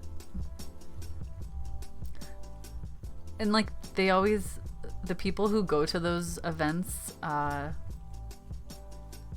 because they're not just the convention. There's like other events that they do, or that the Plein Air magazine organizes and runs. But everyone is always saying how friendly everyone is and how no one makes anyone feel bad. It's just like a really casual and fun get together, but you're like also learning a ton. So, you know, I hope it'll be like that, but it's you're sometimes your own worst enemy. You don't think good artists care to judge, they mostly want to learn. Yeah, I can kind of see that from what I've some of the event recaps.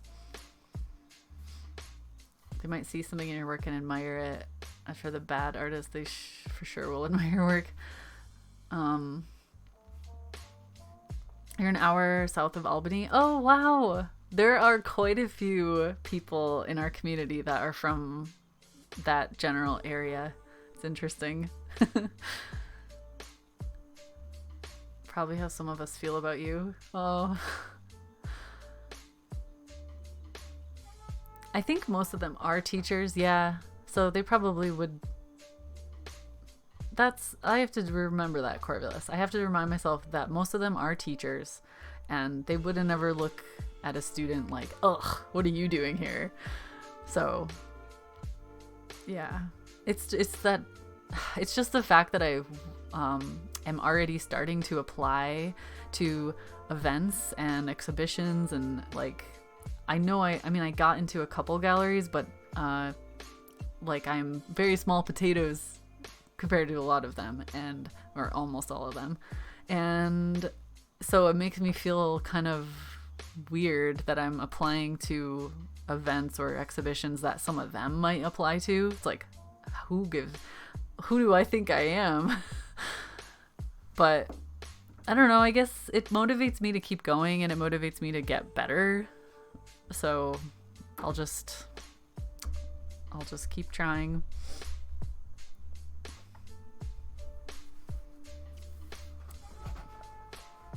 Be a metal worker and then be judged by everyone. It's weird because I actually like being critiqued. I enjoy like if it's someone who knows what they're talking about, I love when they critique my work. I like want to absorb all of that knowledge, but in a critique moment, in a critique I don't know what I'm trying to say. In a moment where someone's critiquing you, it's like purely from a learning point. It's not like anyone's being mean. They're just like saying what you can do to improve. So it's not as scary. Like in a way, when you're being critiqued, you're sort of like, some people do take it personally, but the way I see it is like you're kind of protected from the pure fact that you are learning. You're like a student learning a thing, and Like, no one can expect you to just know a thing, so you have to be taught it, or you have to figure it out at some point. So that alone is what protects you from getting your feelings hurt. But then again, I guess it depends. Some people do take things really personally, and I've been had moments where I'm like, oh, dang, like that doesn't feel good, but then you just have to remind yourself that it's for the best.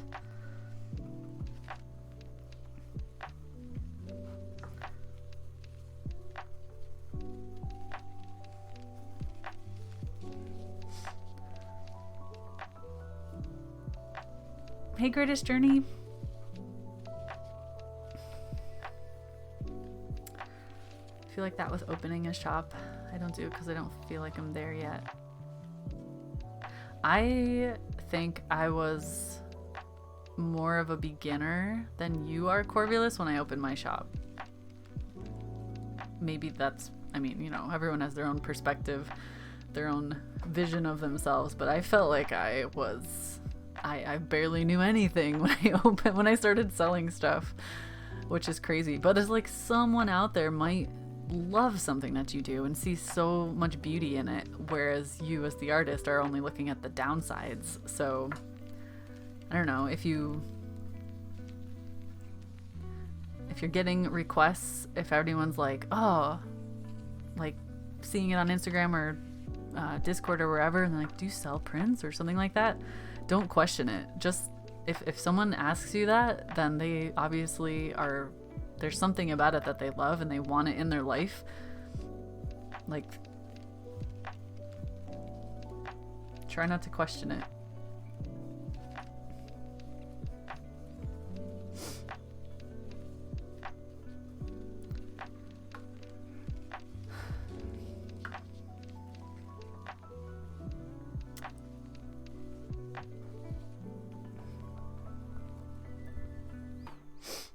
Oh my gosh, sorry. I'm trying not to sniffle, but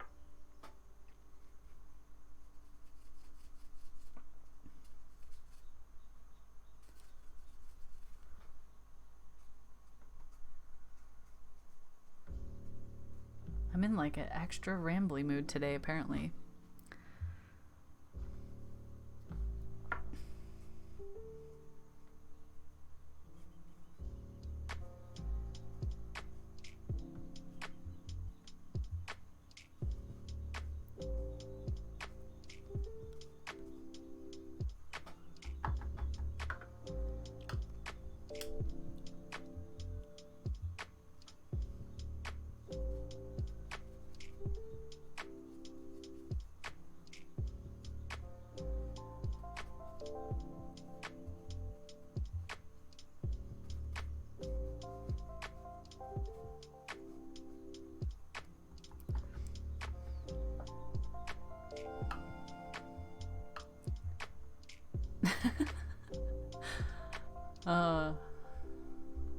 So basically you want me to be a cartoon character?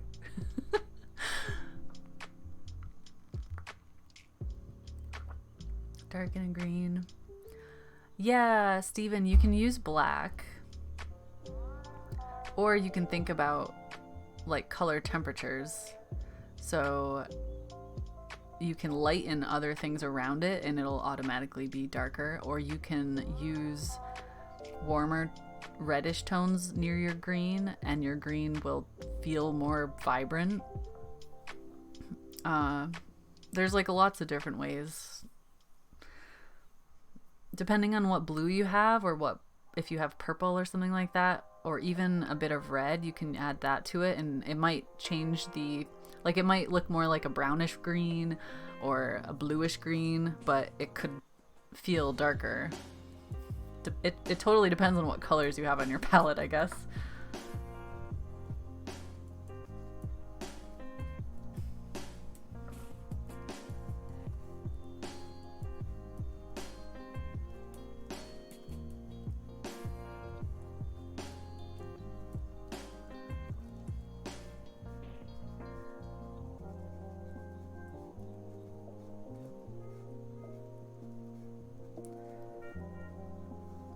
So I currently have no more events planned.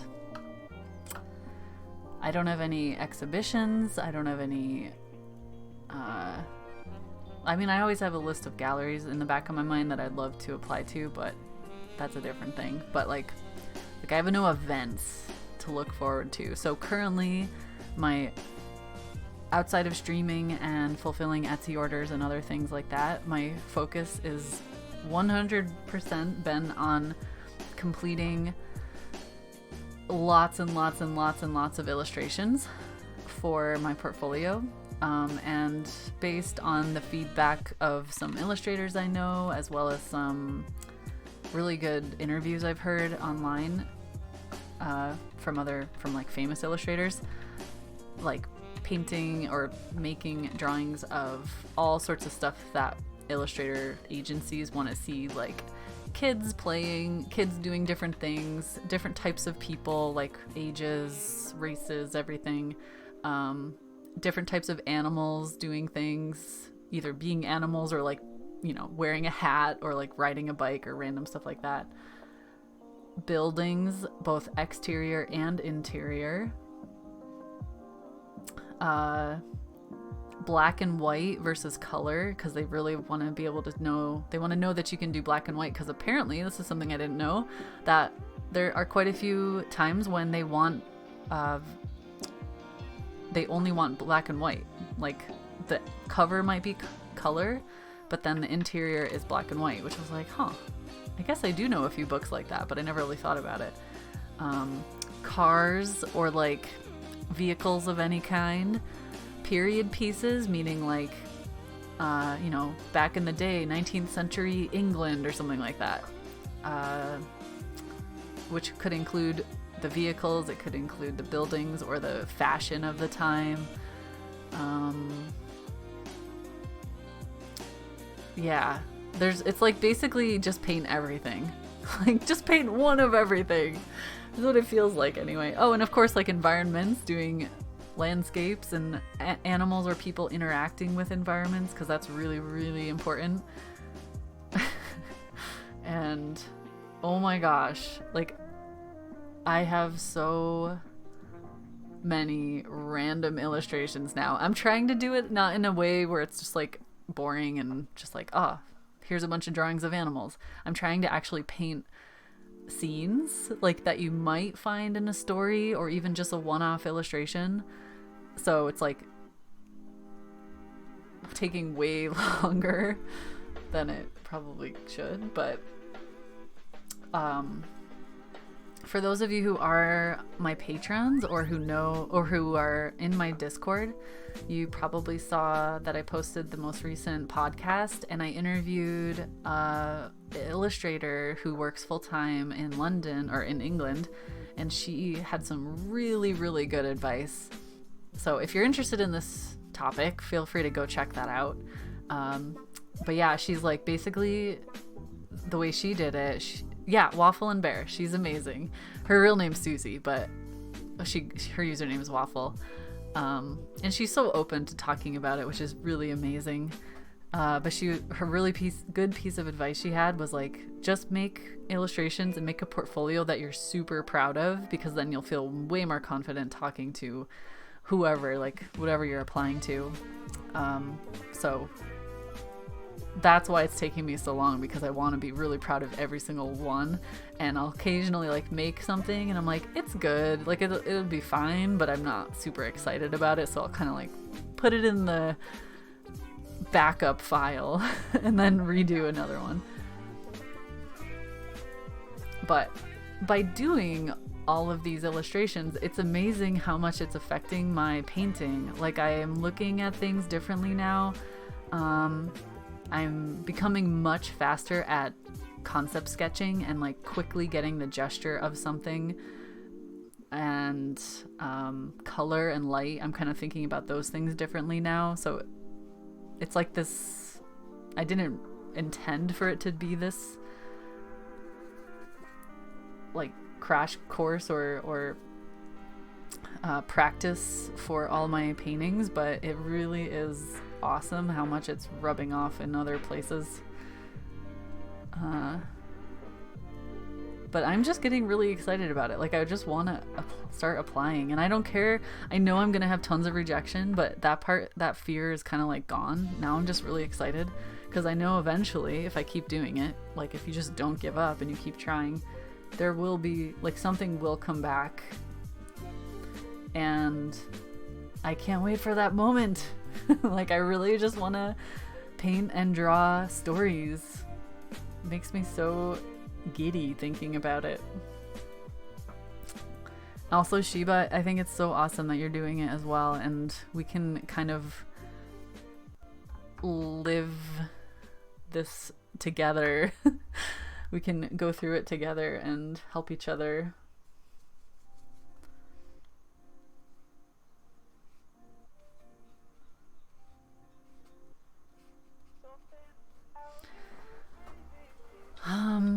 As I'm talking, I'm realizing I'm barely paying attention to my painting. It's like, what am I doing? It's your life goal. Yes. That's amazing that you know that.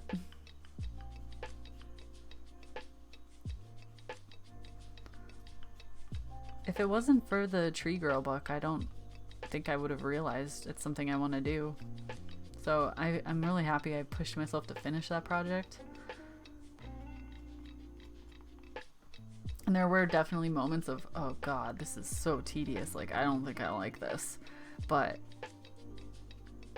by continuously trying and not giving up on it, I found so much satisfaction in that, and knowing, like, if you just persevere, you might have to take a little break here and there, but like if you go back to it and you don't give up, it's amazing what you can do.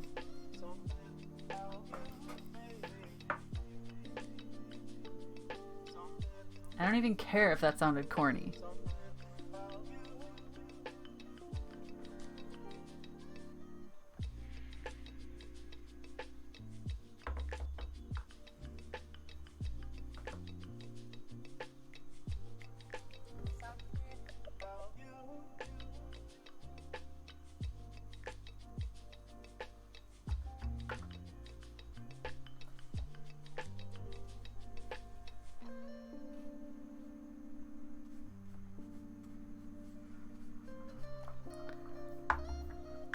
Do you have any of those, Sheba? Do you still have your illustrations when you're younger?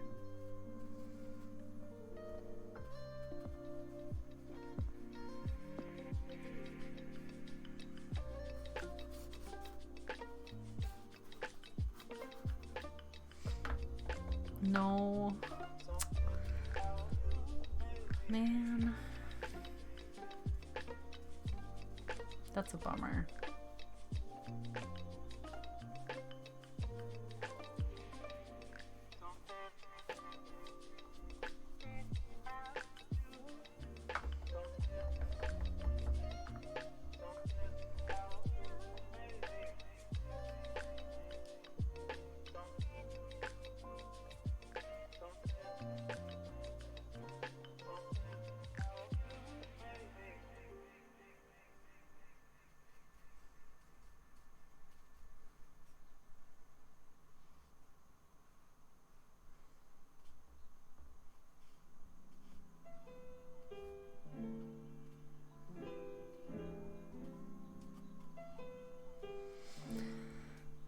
Okay.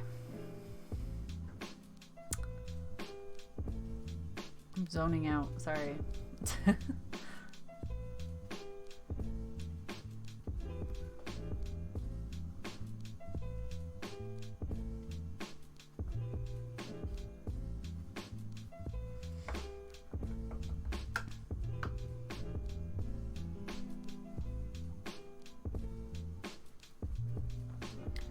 What time is it?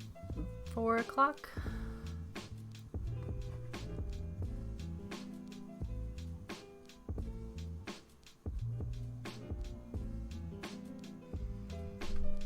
Hi, Jared. You changed your name again? Or is this a different account?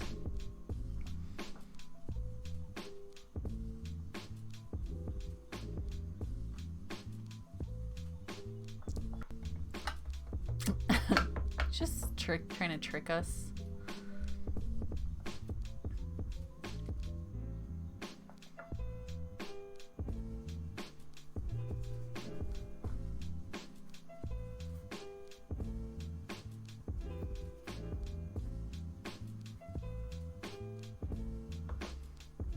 It will stay this way.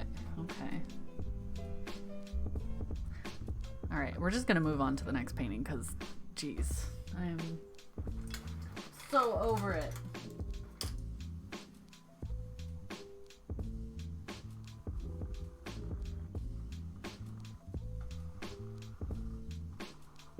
It's a little bit lighter on the edges, so I want to make sure it's lined. Don't want to be sending my emails. Yeah, that's what I was wondering. It's a good thing they allow you to keep changing it, because it would have been awkward for a few months there.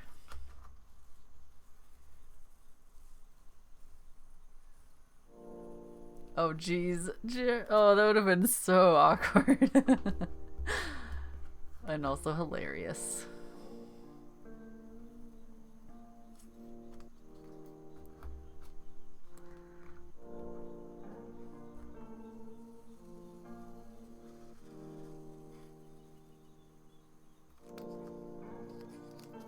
How would you do that, Sheba? I mean, I know it's you, Itchy, but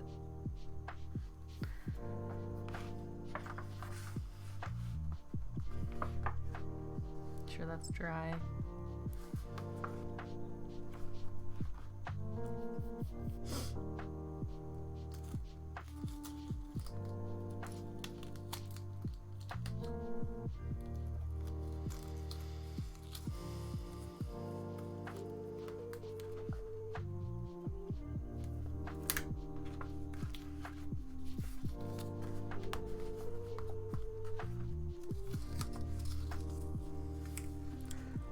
I can't remember any of the...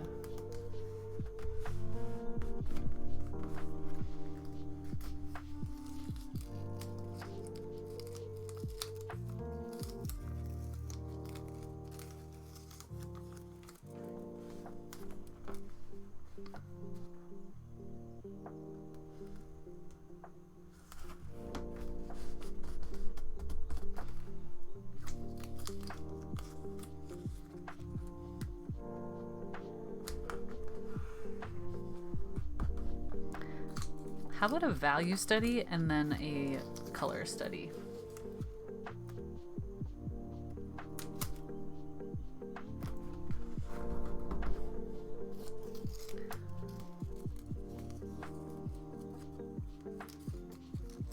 Oh my gosh, Itchy. Is it a day off? Like, that sounds like a gourmet breakfast. How did you get your hands on that?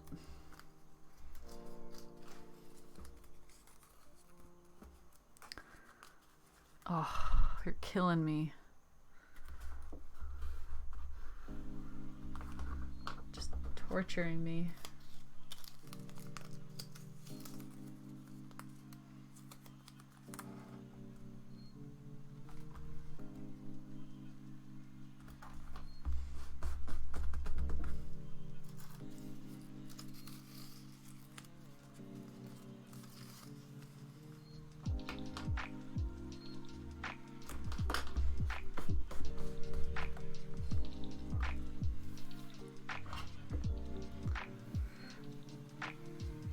Okay.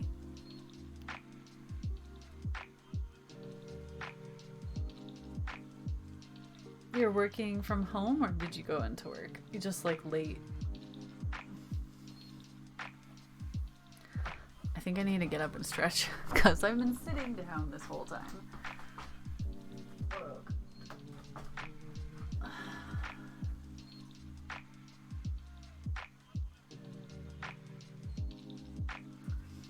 You had cookies?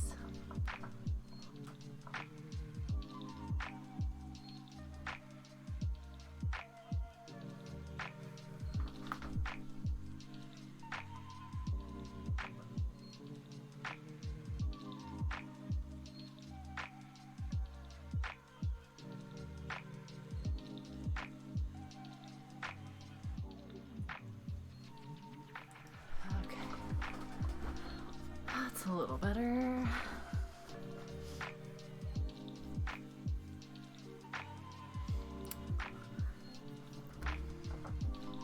Woosie, if you're there, Ink wants to know how you made your color chart in Discord. All right, black and white. Here we go.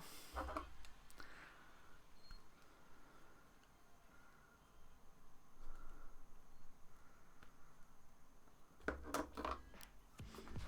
first, we need a quick sketch of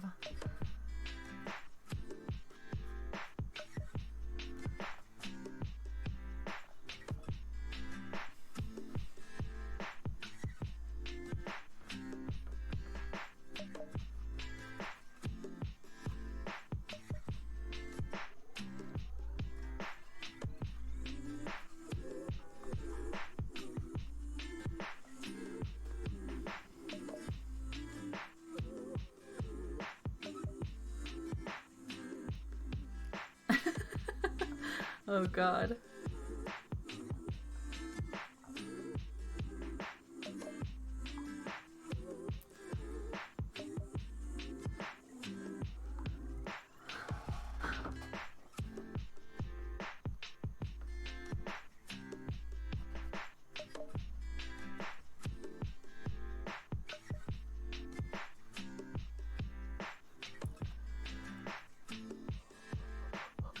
Ugh.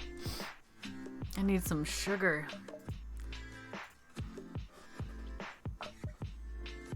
Oh, Jared, yeah, I think he would love that.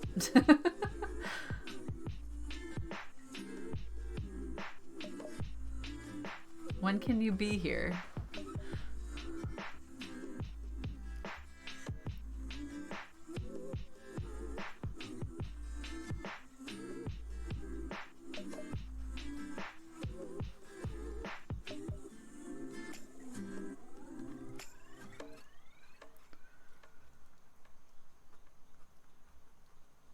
I don't really want to talk about it on stream, but we can talk about it in Discord later.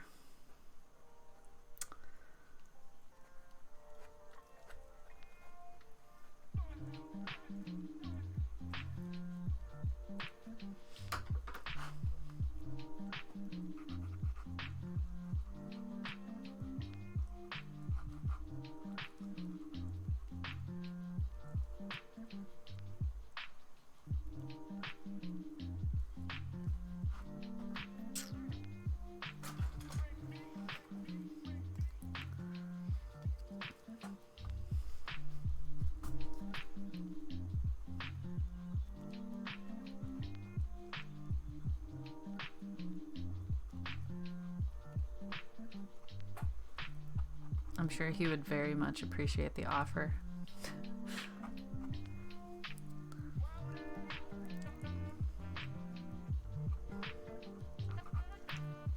So Shiba, are you making illustrations based on any particular story, or like do you have a list that you're going through? Like how are you doing it?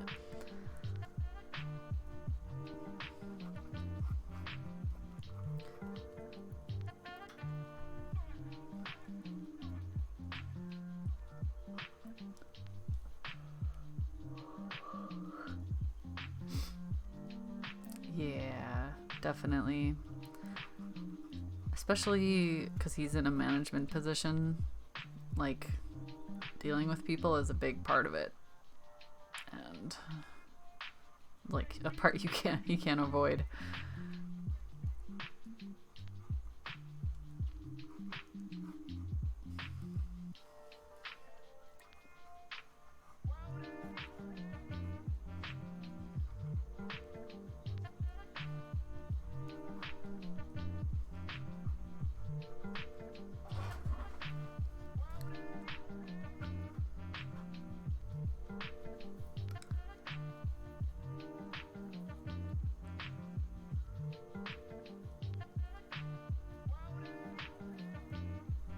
Wait. Did you change your... Wait. What the heck? Shiba, is that you? Oh my god, I'm so confused. I'm gonna go with yes. It's you. Saying it's sort of that, but also sketching out things I like to draw. Is that you? Oh my god. I was like... I mean, I was willing to let anyone answer that question. But it makes sense now. Okay. You've been listening to One Fantastic Week, learning that it's not always good to just do things based on a story. Things you like to draw. Okay. I changed my art YouTube name. Shiba! Oh my god. You were saying that you were like special and it didn't change your name and you were the only one who got that privilege, and now look what you did.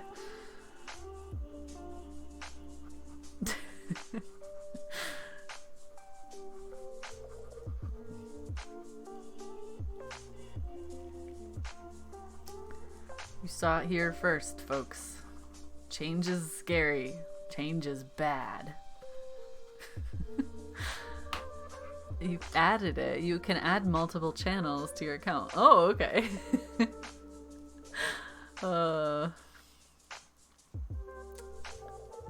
Do people have wrenches next to their name because they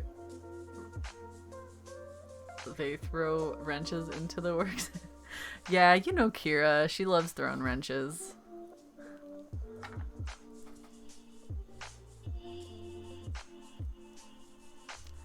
How come the screen looks really red? Is that just my screen?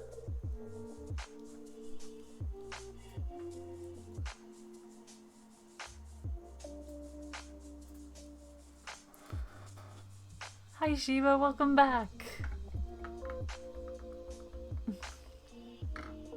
Hi Violet. You still don't know who I am. It's so mysterious.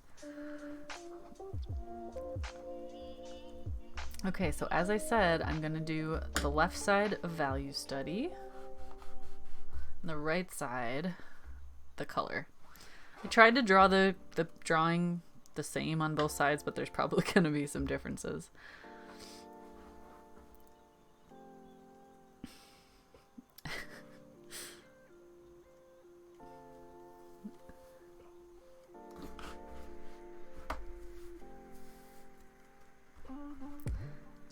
Vulpecula is probably going to be my art name. Shiba Scream is my gaming name. What is Vulpecula from? Please elaborate.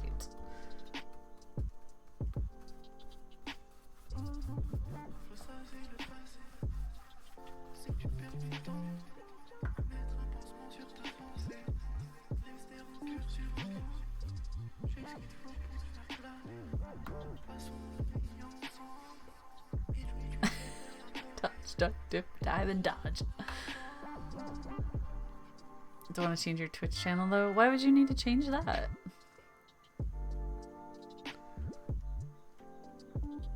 Hi Ben. Take it to the streets. Oh god, don't, Ben. We can't go there. It's too upsetting.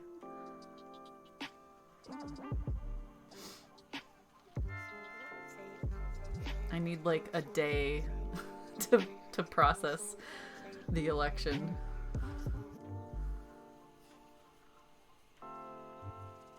Vulpes is Latin for fox, isn't it? Paint a lot of foxes.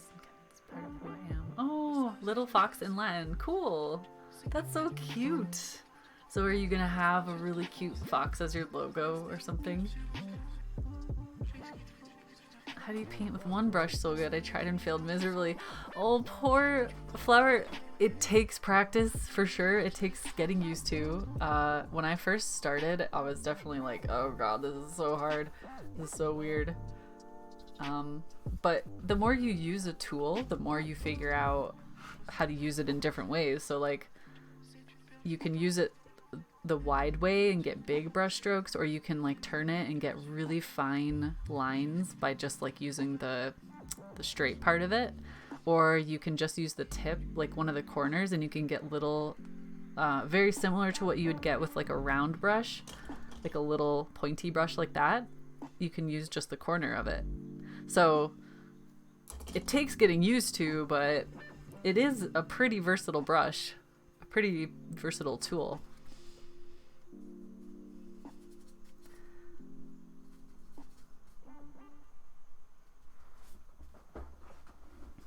You also call your Shiba little fox sometimes. Aww.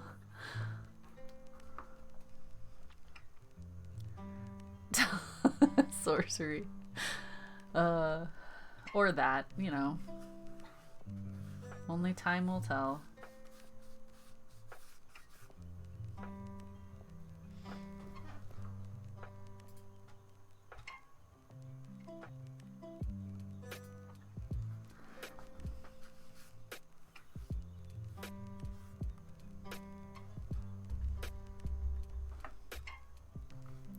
Why would that be?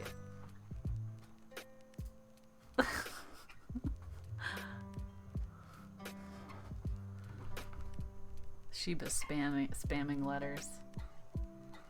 Jeez.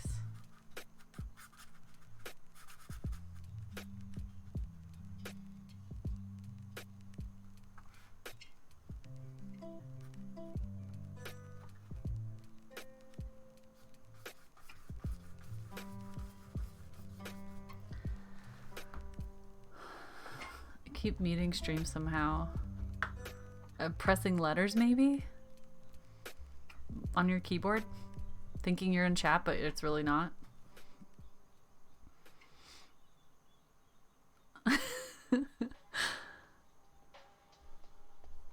Poor baby. Why are you trying to get me to say it? Vader's gonna come running now. He's like, yes, poor me. Feed me now. And by the way, he always does that with his shoulders. He like walks in and he's like, At least that's how I picture it.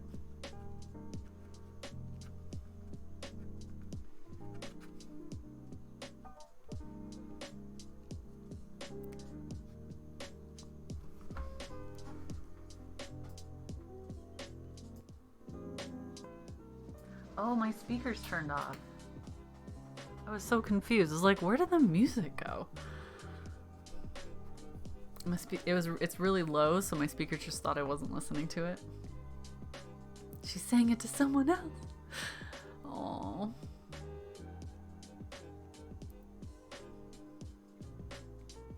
I mean, yes, I'm still here. Wolfie had the same problem this morning. He stayed up till freaking, I think, past midnight playing Elite Dangerous, and I was like, you were gonna suffer in the morning.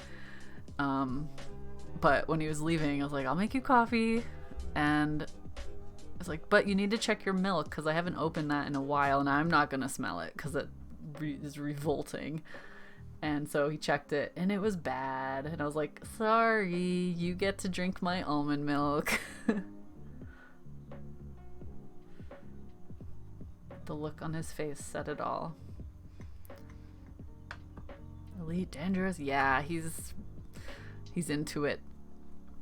He basically stopped playing Red Dead Redemption completely to play Elite Dangerous. And now he can't stop. You'll buy it on PS4 so you can explore together. Wait, can you do co-op? That'd be interesting. I don't think I've ever seen him play co-op, so I wonder if he would like that.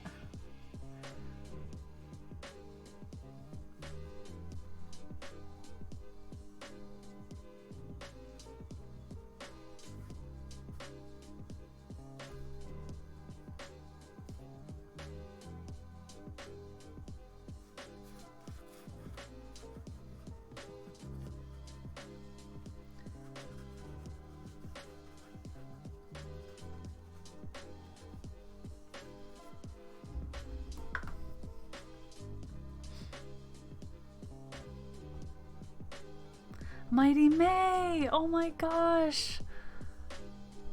The first time you're seeing my YouTube streams. How are you?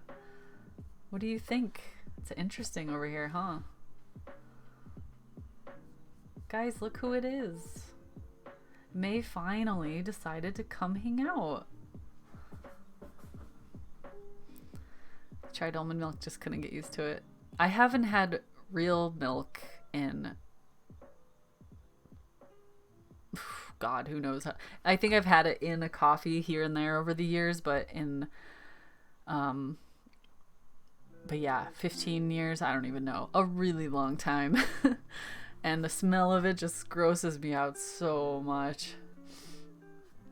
And the whole reason is because I grew up lactose intolerant, but then I grew out of it. So even though now I'm not lactose intolerant, I still hate milk. So I'm really used to all the alternatives, like soy, almond, coconut, everything. I've tried all of them. So they don't taste weird to me at all. Co-op is a thing? Huh, okay. May is strange here. Can you talk about your go-to process when painting with gouache? Like, do you layer thick to thin? Do you paint from dark to light or light to dark? Yeah, I paint from the background forward because the one thing with gouache is it doesn't ever cure, so anything you put down on the paper could potentially be picked up by your next layer, your next brush stroke. So you really have to be careful to like paint from the background forward.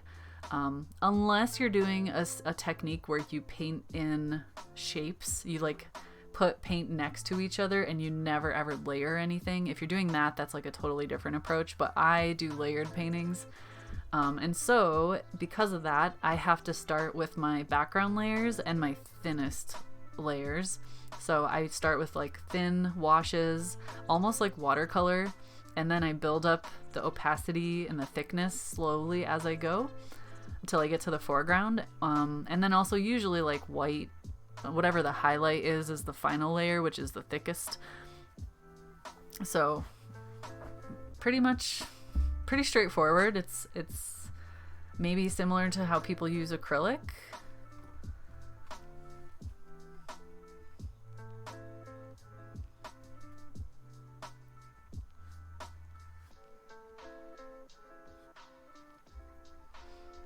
Oat milk tastes like sadness. Oh God, I don't know why that made me laugh so much. I've never had oat milk. What is that?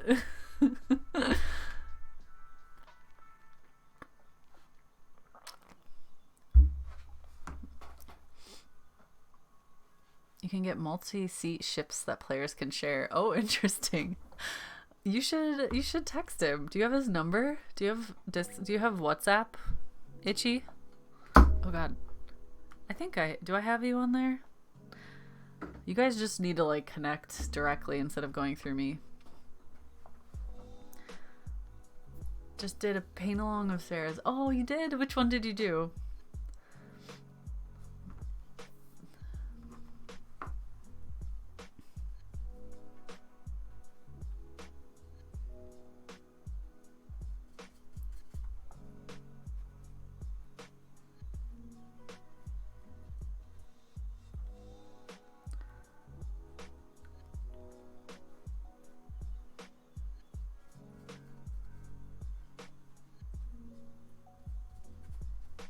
The one annoying thing about this brush is when it gets too dry, it starts to separate the bristles, so then I get like streakiness, which can be useful for some things, but not if I'm trying to get like one solid shape of something.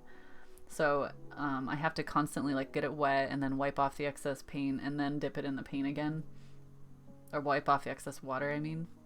So yeah, that's the one really annoying thing about using this brush.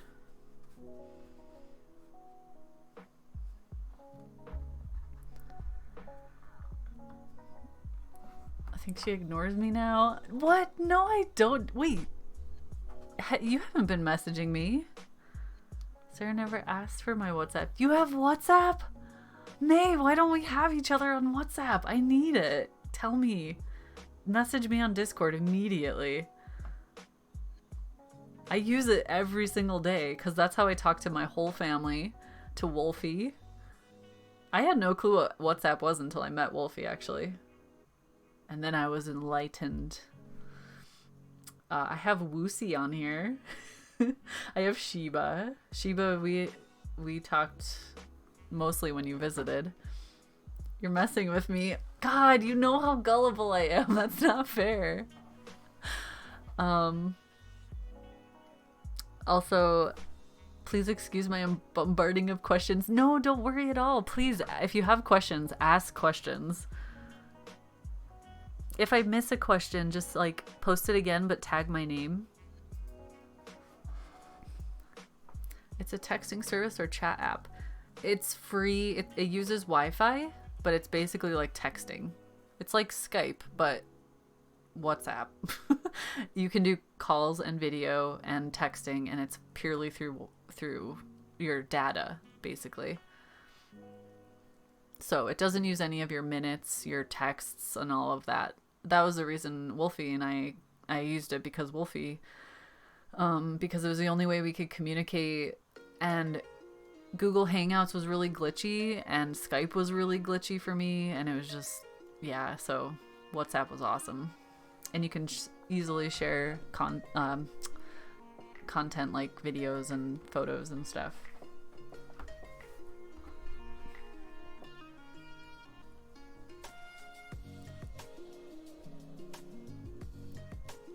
Oh wait, no, why am I using color? It's supposed to be black and white.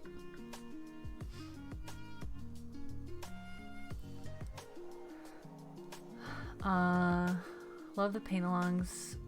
This one is too difficult without showing the reference photo. Oh, I'm not doing a paint-along, Tony. I'm sorry.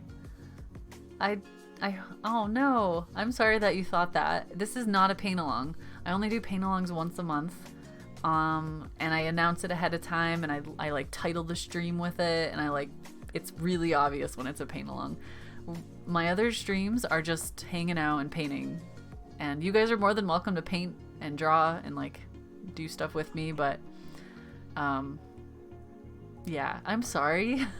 I didn't mean for that to be confusing. I think Nightbot put a message in on accident that it was still the paint along, which is annoying.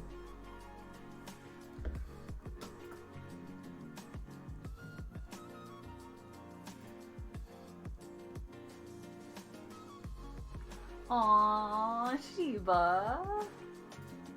So cute. Yeah, let me check.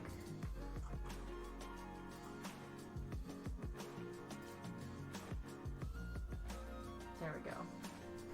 Turned off that timer of that. It's a Facebook app. Is it? But you don't have to be logged in to use it.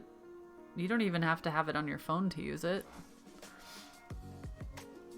I use WhatsApp without Facebook on my phone.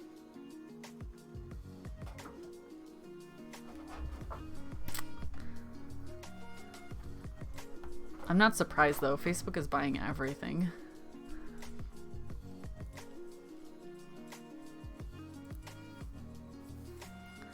Oh, Tony, I'm sorry. I just wanted that on there because I often mention the Paintalong tutorials, and it's, yeah, I should take that off, or I should have changed it to something else.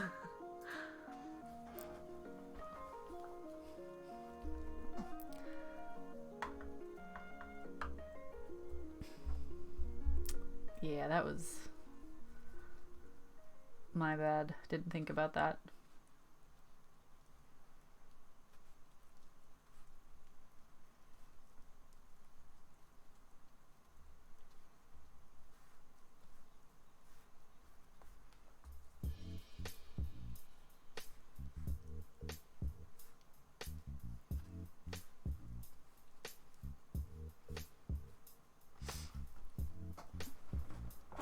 Even souls.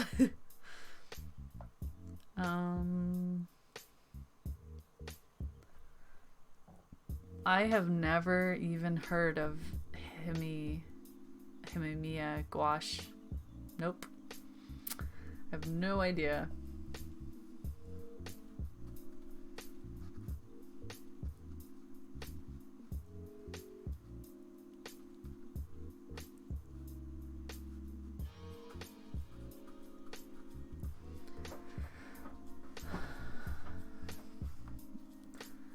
if it's giving you a lot of problems, it might be because it's like lower quality. Because I know I've tried a couple different types. I tried the, oh my god, I can't remember the name. Maybe it's Carandash paint. It was like pan paint, so it was hardened into small pans. So basically you have to use water to activate it, meaning it can never be 100% opaque. And that's what I thought gouache was for the longest time, and I was like, I hate gouache, this sucks, like why wouldn't I just use watercolor? But yeah, then I discovered the truth. And glorious liquid gouache is wonderful.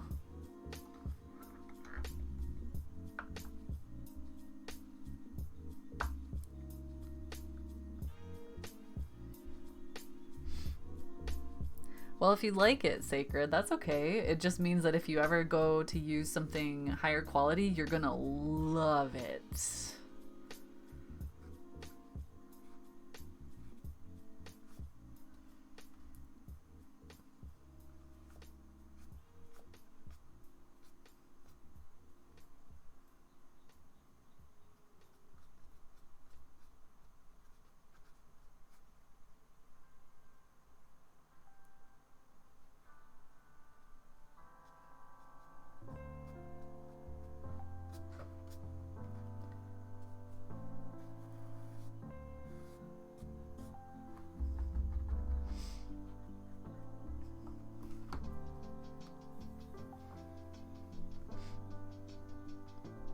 Really, yeah, it is. Winsor Newton is very creamy, very flowy. The Holbein gouache is not quite as liquidy. Like Winsor Newton is, I wouldn't say it's super liquidy, but it can feel that way sometimes. But I love it. Like I both of these brands I just love. But Winsor Newton is much more affordable, so if that's a factor, then I think it's a really good one. Really good brand for that. Like butter. Kind of, but not super cold butter. It'd be like really warm butter, itchy. I mean, Jared.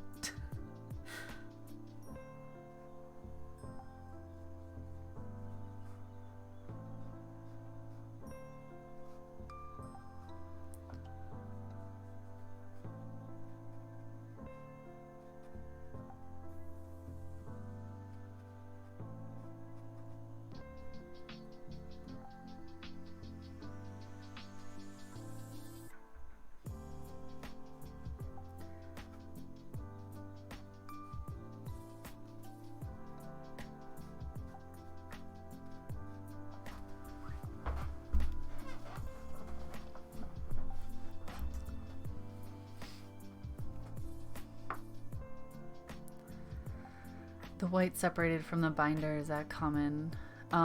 Did it happen just at the beginning, or like it keeps happening every single time?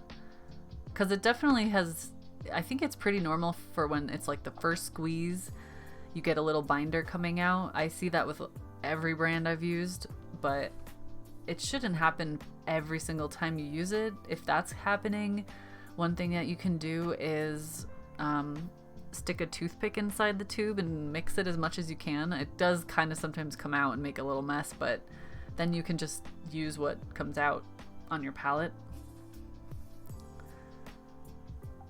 But yeah, it's normal for like the first couple times sometimes.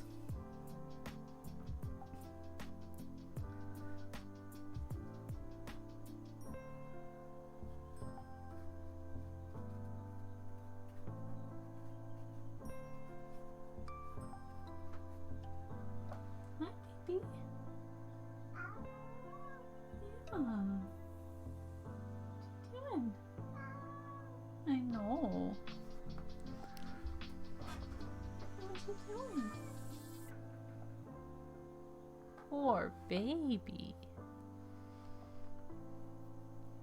Yes, it's Vader.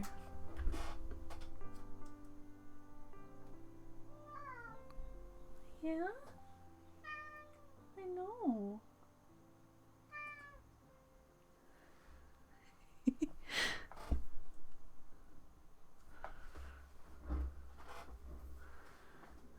Sticky brown liquid. Yeah, that's the binder. That's the binder. What are you doing? He's so weird. We talked about this before, Itchy, how if there's like a piece of paper or a laptop bag in the room, he automatically goes and sits on it. He does the same thing with my tripod bags. There's one behind my backpack in the corner. So he has like a 6-inch by 6-inch space that's not covered in something else. And it's just like tripod bag flattened against the floor. That's where he goes and sits every time. Like, why? There's so many much more comfortable things.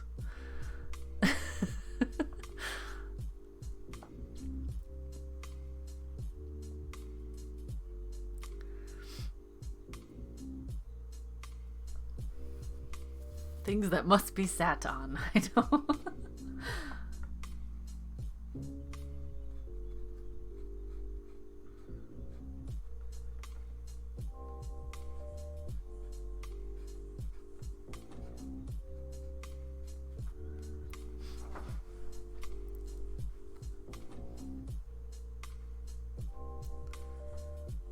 Her bag will be sat on. Maybe that's better than sat in. That could be an issue.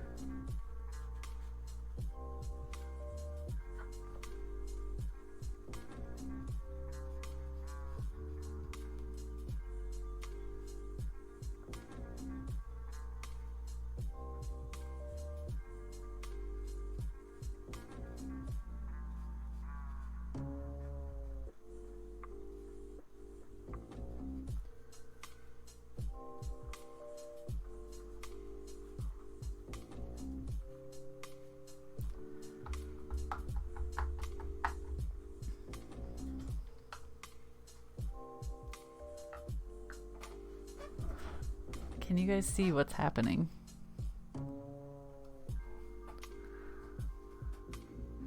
This is what Vader does every day.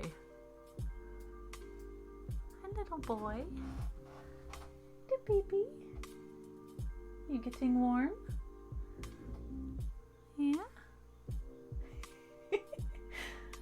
Are you nice and toasty now?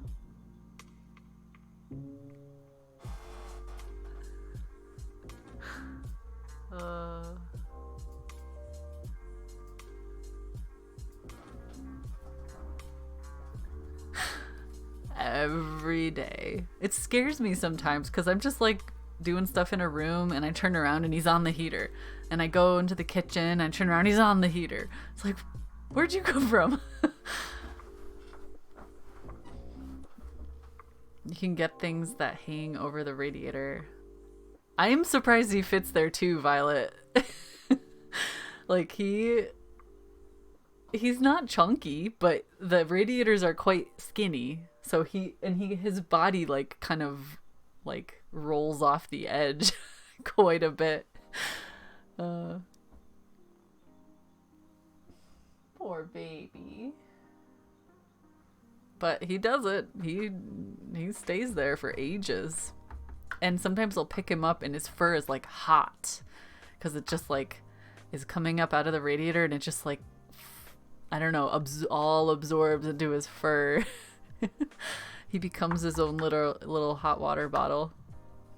But it's wonderful because then when I pick him up and I cuddle him, I'm like, oh, it's so warm. I steal all your heat.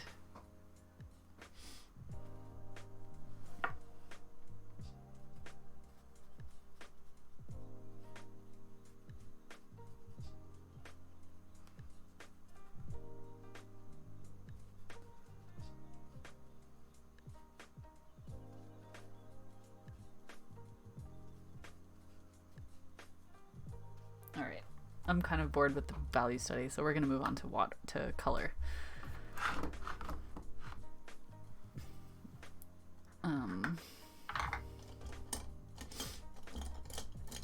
Just want to splash.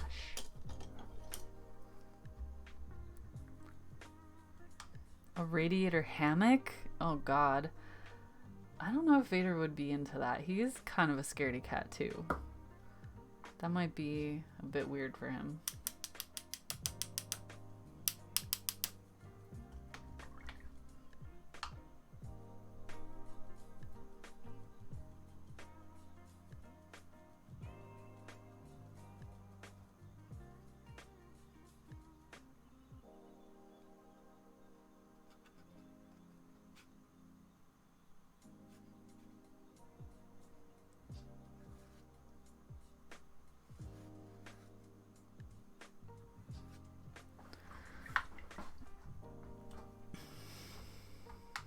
To do black and white photography though. Cool.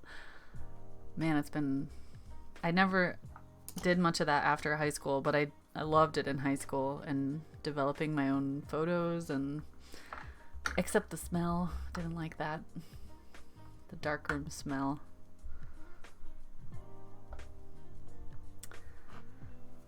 All right.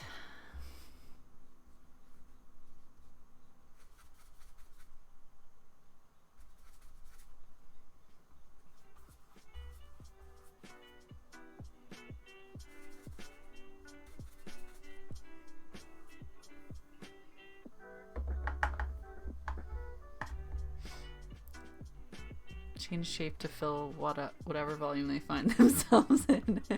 Liquid cat. It's so true. Yeah. Color photo out of black and white photos. I mean, I've painted over black and white before.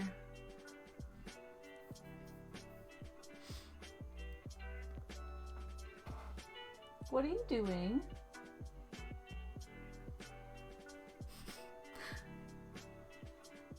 Not for kitties.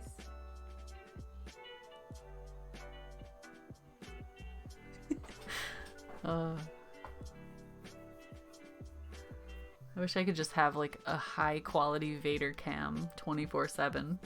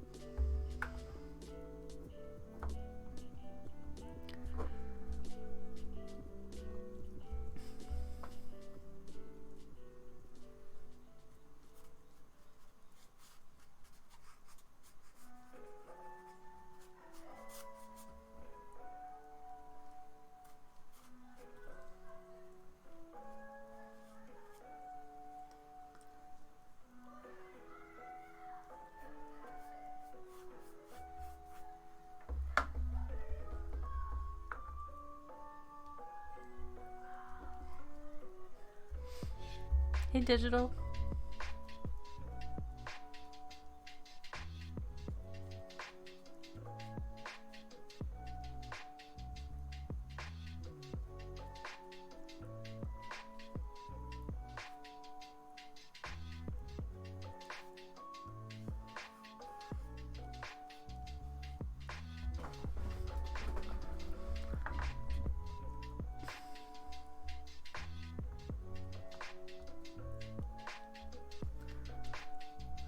Be color accurate? Oh, thank you. I constantly struggle with color. I am like, I feel like 90% of the time I'm just winging it, you know? Just, hey, I think this should work. Oh, nope, that didn't work. Let's try this. Oh, nope, that didn't work. Let's try something else. Like that's that's how all my paintings feel. I mean, I understand color theory to an extent, but I constantly challenge myself with what I'm painting, and it feels like I'm kind of starting at a minimal understanding because I never achieve the results that I want. I mean, I do sometimes, but yeah. I don't know what I'm trying to say. I'm just saying that it might seem like I know what I'm doing, but half the time I'm like trying things, and then if they kind of work, I just keep going, or if they don't work, I try something else.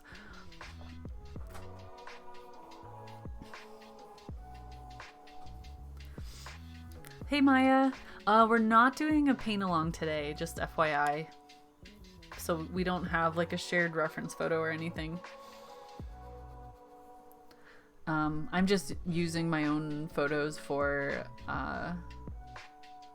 well, I usually use multiple photos just to start a painting, and then from there I kind of wing it till I like it.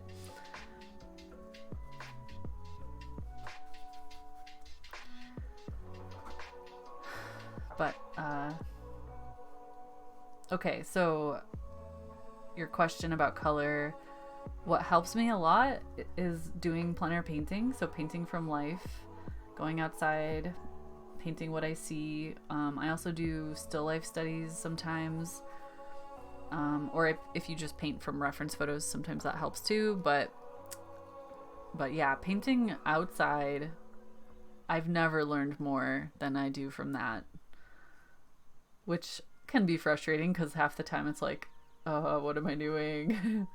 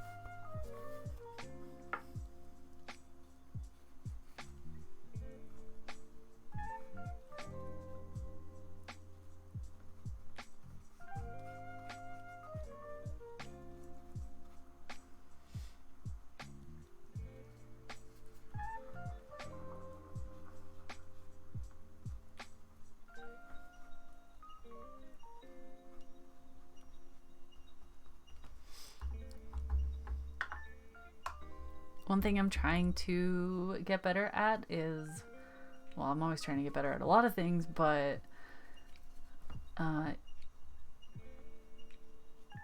trying to lay in bigger areas of color instead of always layering every single brushstroke. Like basically, if I think about it more like oil rather than gouache, because I feel like with gouache, I tend to come at it from like a watercolor background where everything is just layers. And I sometimes even leave my paper as my white because I forget that it's opaque and I can just paint white paint on top of it. It's kind of silly, but yeah, if I make myself or trick myself into thinking it's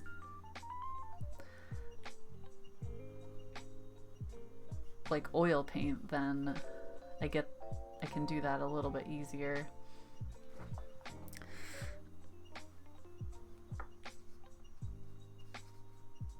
Because I find the results to be much more interesting if it has not a fully blended look to it.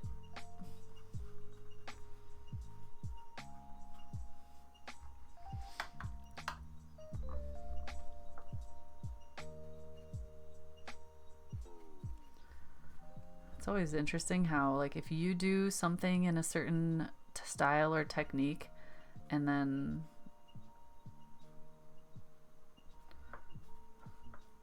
see someone else doing it in another style, you might be drawn to that style. Like, I really love the style of Gouache's painting. His real name is Mike Hernandez, but on Instagram his name is Gouache. And it looks like oil painting a lot of the times, and I'm fascinated by that because I use gouache in such a different way, and it's like, how do you get to that point? But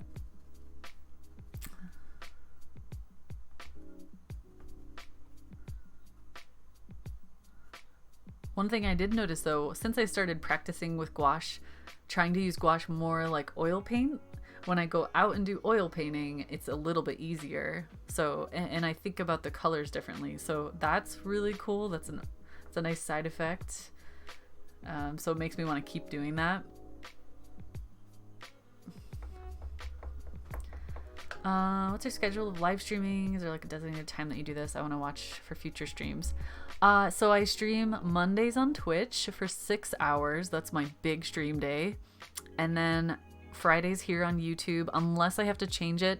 I always try to schedule it. So if you look at my YouTube page at any time, you might see future streams scheduled. So I try to like keep those updated. And then occasionally I'm going to be doing Wednesday streams, which will be for my Twitch subscribers and patrons. So it's basically like a supporter stream. So yeah, I just tried it out for this week for the first time and it went well. So I think I'll do it again. Oh God, the holidays are coming up. I'm not exactly sure when, but I'll announce it like ahead of time in my Discord or in my Patreon.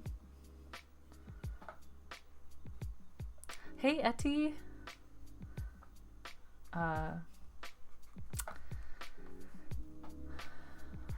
yeah, Twitch on Monday is my big stream. And Fridays kind of vary on YouTube. Like, I think I did 3 to 4 hours the last couple times, which seems to work pretty well.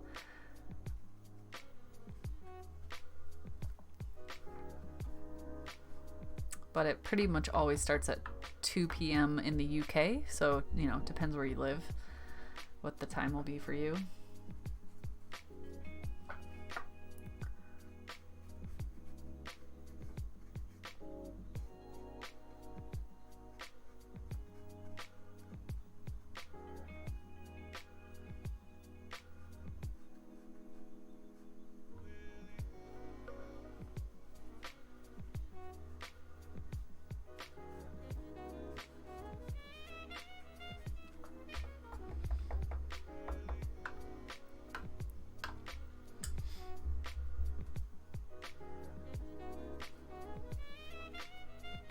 Definitely a little tricky with this color palette because I don't have like a solid blue, a deep blue. I'm trying to get, like, if I need a darker blue, I either have to add black or purple to it. So it's giving me a very stylized color palette, which is kind of fun, but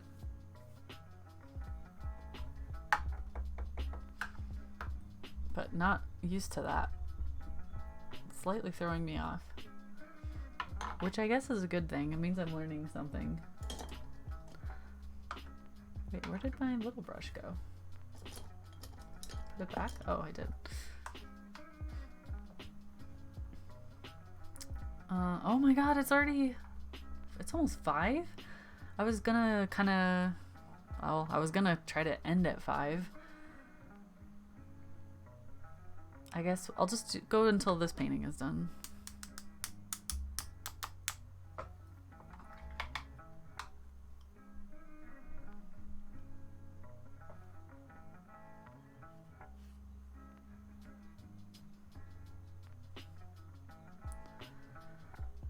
And then I can make dinner. Yay. And then continue working on the illustration portfolio. Like I said, my original goal was to finish my portfolio by this coming Sunday, but that's looking very unlikely.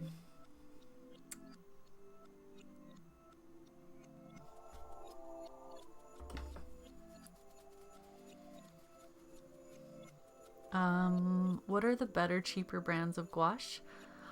I don't. Uh, Basically, the only ones I can personally recommend are Winsor Newton and Holbein. Holbein is not cheap, but Winsor Newton designer gouache, this brand, I can find it very affordably. I think it's probably pretty affordable in most countries, and I love it. So that's all I can really say. There might be other people in chat who have other recommendations. Feel free to chime in, guys, but I don't want to ever, like, unless I've tried something personally, I don't want to recommend it, so.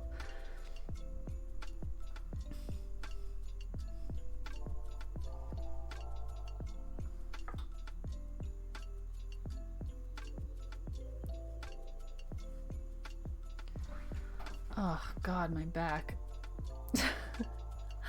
Just started, like, twitching.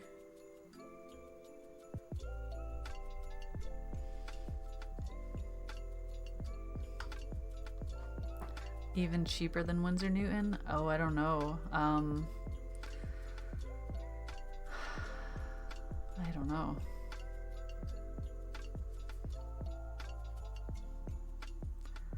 Oh, you know what so I can't personally recommend this brand, but I've heard people talking about it a lot in the last few months especially, and I've seen people do like YouTube reviews about it, but Arteza does a gouache set. You probably can buy individual tubes as well, and some of them seem really good. I know, like, some of the review videos I watched, they had issues with some of the colors, but maybe just as like a learner set, or if you want to get like a large set of color for a pretty cheap price, like that might be a good option. But do your own research on that one, because I haven't tried it myself. I was so tempted to get a set of it for Black Friday because someone sent me a link to it, but it was in the US, so I couldn't get it here. But I was really curious about it because I keep seeing it pop up everywhere. Buy a 24 set is like $20. That's so cheap. Oh my God. If you can find a brand that is $1 or less per tube, that is insanely cheap. Okay? A few dollars or pounds per tube is pretty normal. And like that's when you get the quality stuff. But if you can find a cheaper one, I would be very surprised if it performed as well. But like some colors might be fine. Like, for instance, black, or like some colors are just so versatile, like universal. They don't need to be made of the most amazing quality stuff. Yeah, I don't know. Just try it. Look at some reviews. Doesn't water down as nicely as better brands, but thicker is great. Oh, the Arteza. I didn't love their darker greens. Oh, okay. Yeah. Yeah, it's interesting because there's different countries have different options, and they might be very different prices.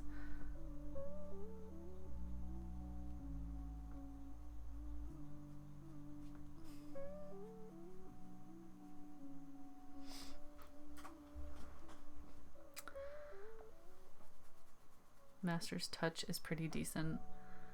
Oh, I think I've used that brand gouache before. Or no, acrylic. Never tried their other stuff.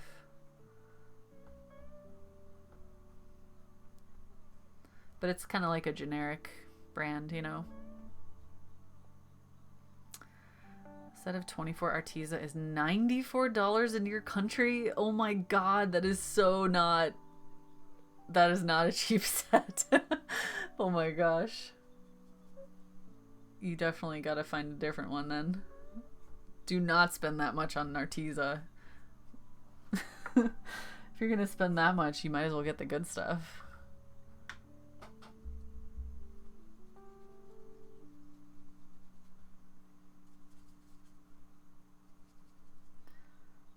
That's bananas.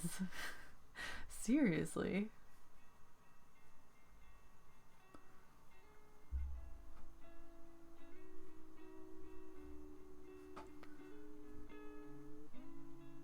My brain is just not in a gouache mindset today. I can't get into it.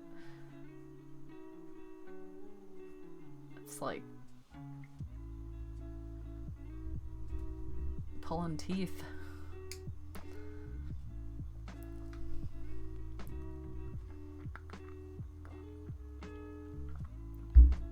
But yeah, that's what I mean by like different countries have different prices, because it's, I don't know, the import costs or something has to change it. So if you can, here's the thing though, it might seem like a tube, you know, a normal tube like this is, I don't know how, it depends on what country you're in and everything and the brand obviously, but even if you spend like £4 on a tube this size, that lasts so long, unless you're painting like insanely thick and just in a way that is kind of wasting it, or if you have all the money and you don't have to worry about money.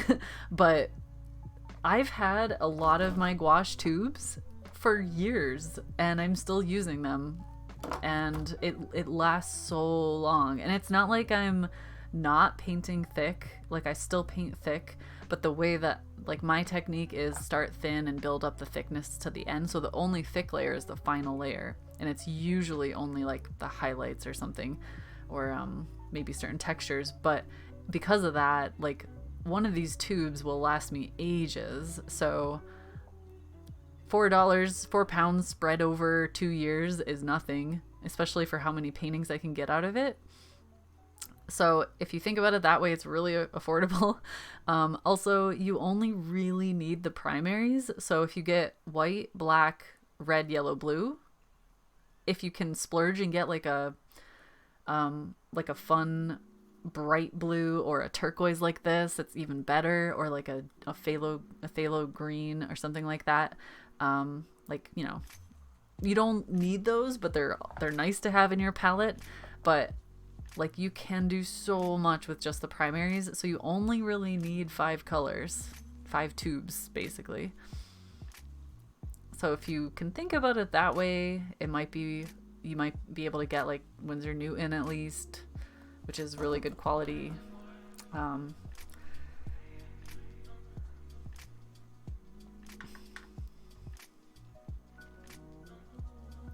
Bought lots of stuff last week. Oh, nice. Holbein is about $8 in the US. It lasts forever. Yeah, Holbein is super packed with color. There's like hardly any filler. It doesn't, like, you just need a tiny bit and it goes so far. Again, it does depend on your technique, because some people use it differently than I do and they might go through tubes faster. But I can be a living testament to the fact that you can make tubes last years and still have like a mixture of that thin and thick style.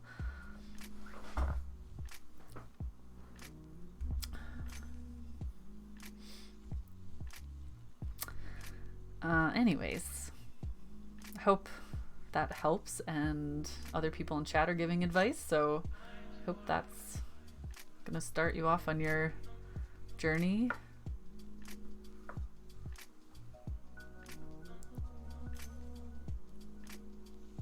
I tried to use blue and purple in the shadows on this one, which is, it confuses my mind because it's obviously not the darkest value I have, but I was using it as my dark value. You lived there for 2 years back in the 90s. That's so cool. Once I started painting more with them, good to know they last longer. Yeah, I mean, I paint with gouache and watercolor and oil and acrylic. I'm never just using one thing for like a whole year, so I guess that also helps my stuff last longer, because I kind of jump between different things. But I mean, I've done a ton of gouache paintings. over the last few years, and I still have a lot of my tubes from years ago, so yeah. Gonna get more coffee. Oh, I wish I could have coffee. I need some dinner. Or as they call it in Scotland, tea. Who's gonna make my tea? I guess I'm making my tea.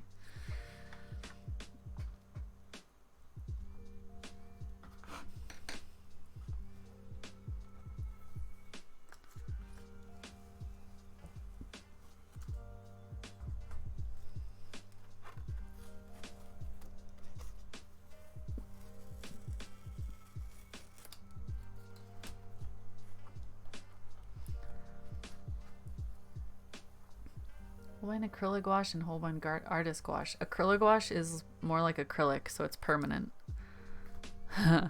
Be careful with that. If you like, don't put it in your palette.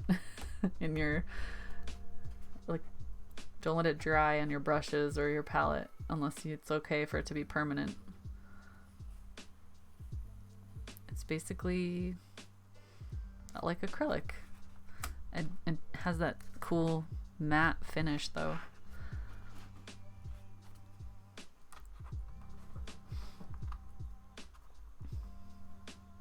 Yeah, peel that tape. What are you having for dinner? Probably going to have I'm gonna saute some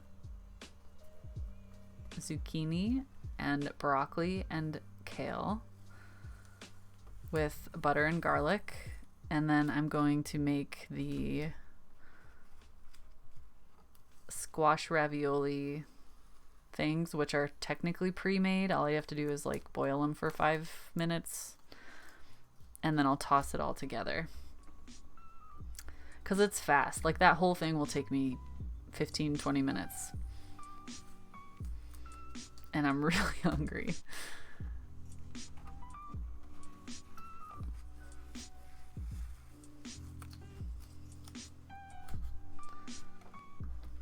Welp, I tried. Do I get a medal for trying? Today was tough. My gosh. Like, I don't know if it was obvious how much I was struggling, but I only did 4. I mean, I guess that's kind of a lot for 3 hours. I did 4. But, I need to sleep on it and then look at it tomorrow and see if I did anything useful. See if I like retained anything useful. I think it'll be one of those times where like I look at it the next day and I'm like, oh, okay, it wasn't as bad as I thought. But you ever have those days where you paint something and you're like, oh, this is horrible. I need to never look at this ever again. Usually because you just got frustrated by doing it, and it's never as bad as you think, but it happens. So let's see, I did 30, I think I have 27 pages left after this point. 27 pages, guys, and we're on day 13. We can do this. Are you sick of watching gouache yet? Because I've been doing it for like many streams in a row.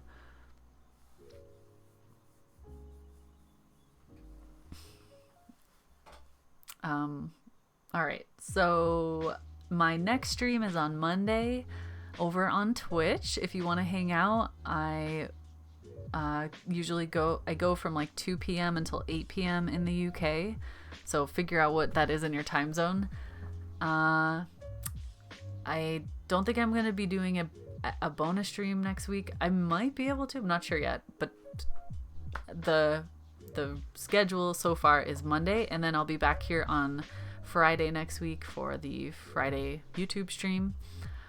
This weekend I'm going to be doing a YouTube video for color charts for my gouache. So I'll be showing you guys how I do my gradient charts, which I don't have a close, I have some oil ones close by, but I guess that doesn't really matter.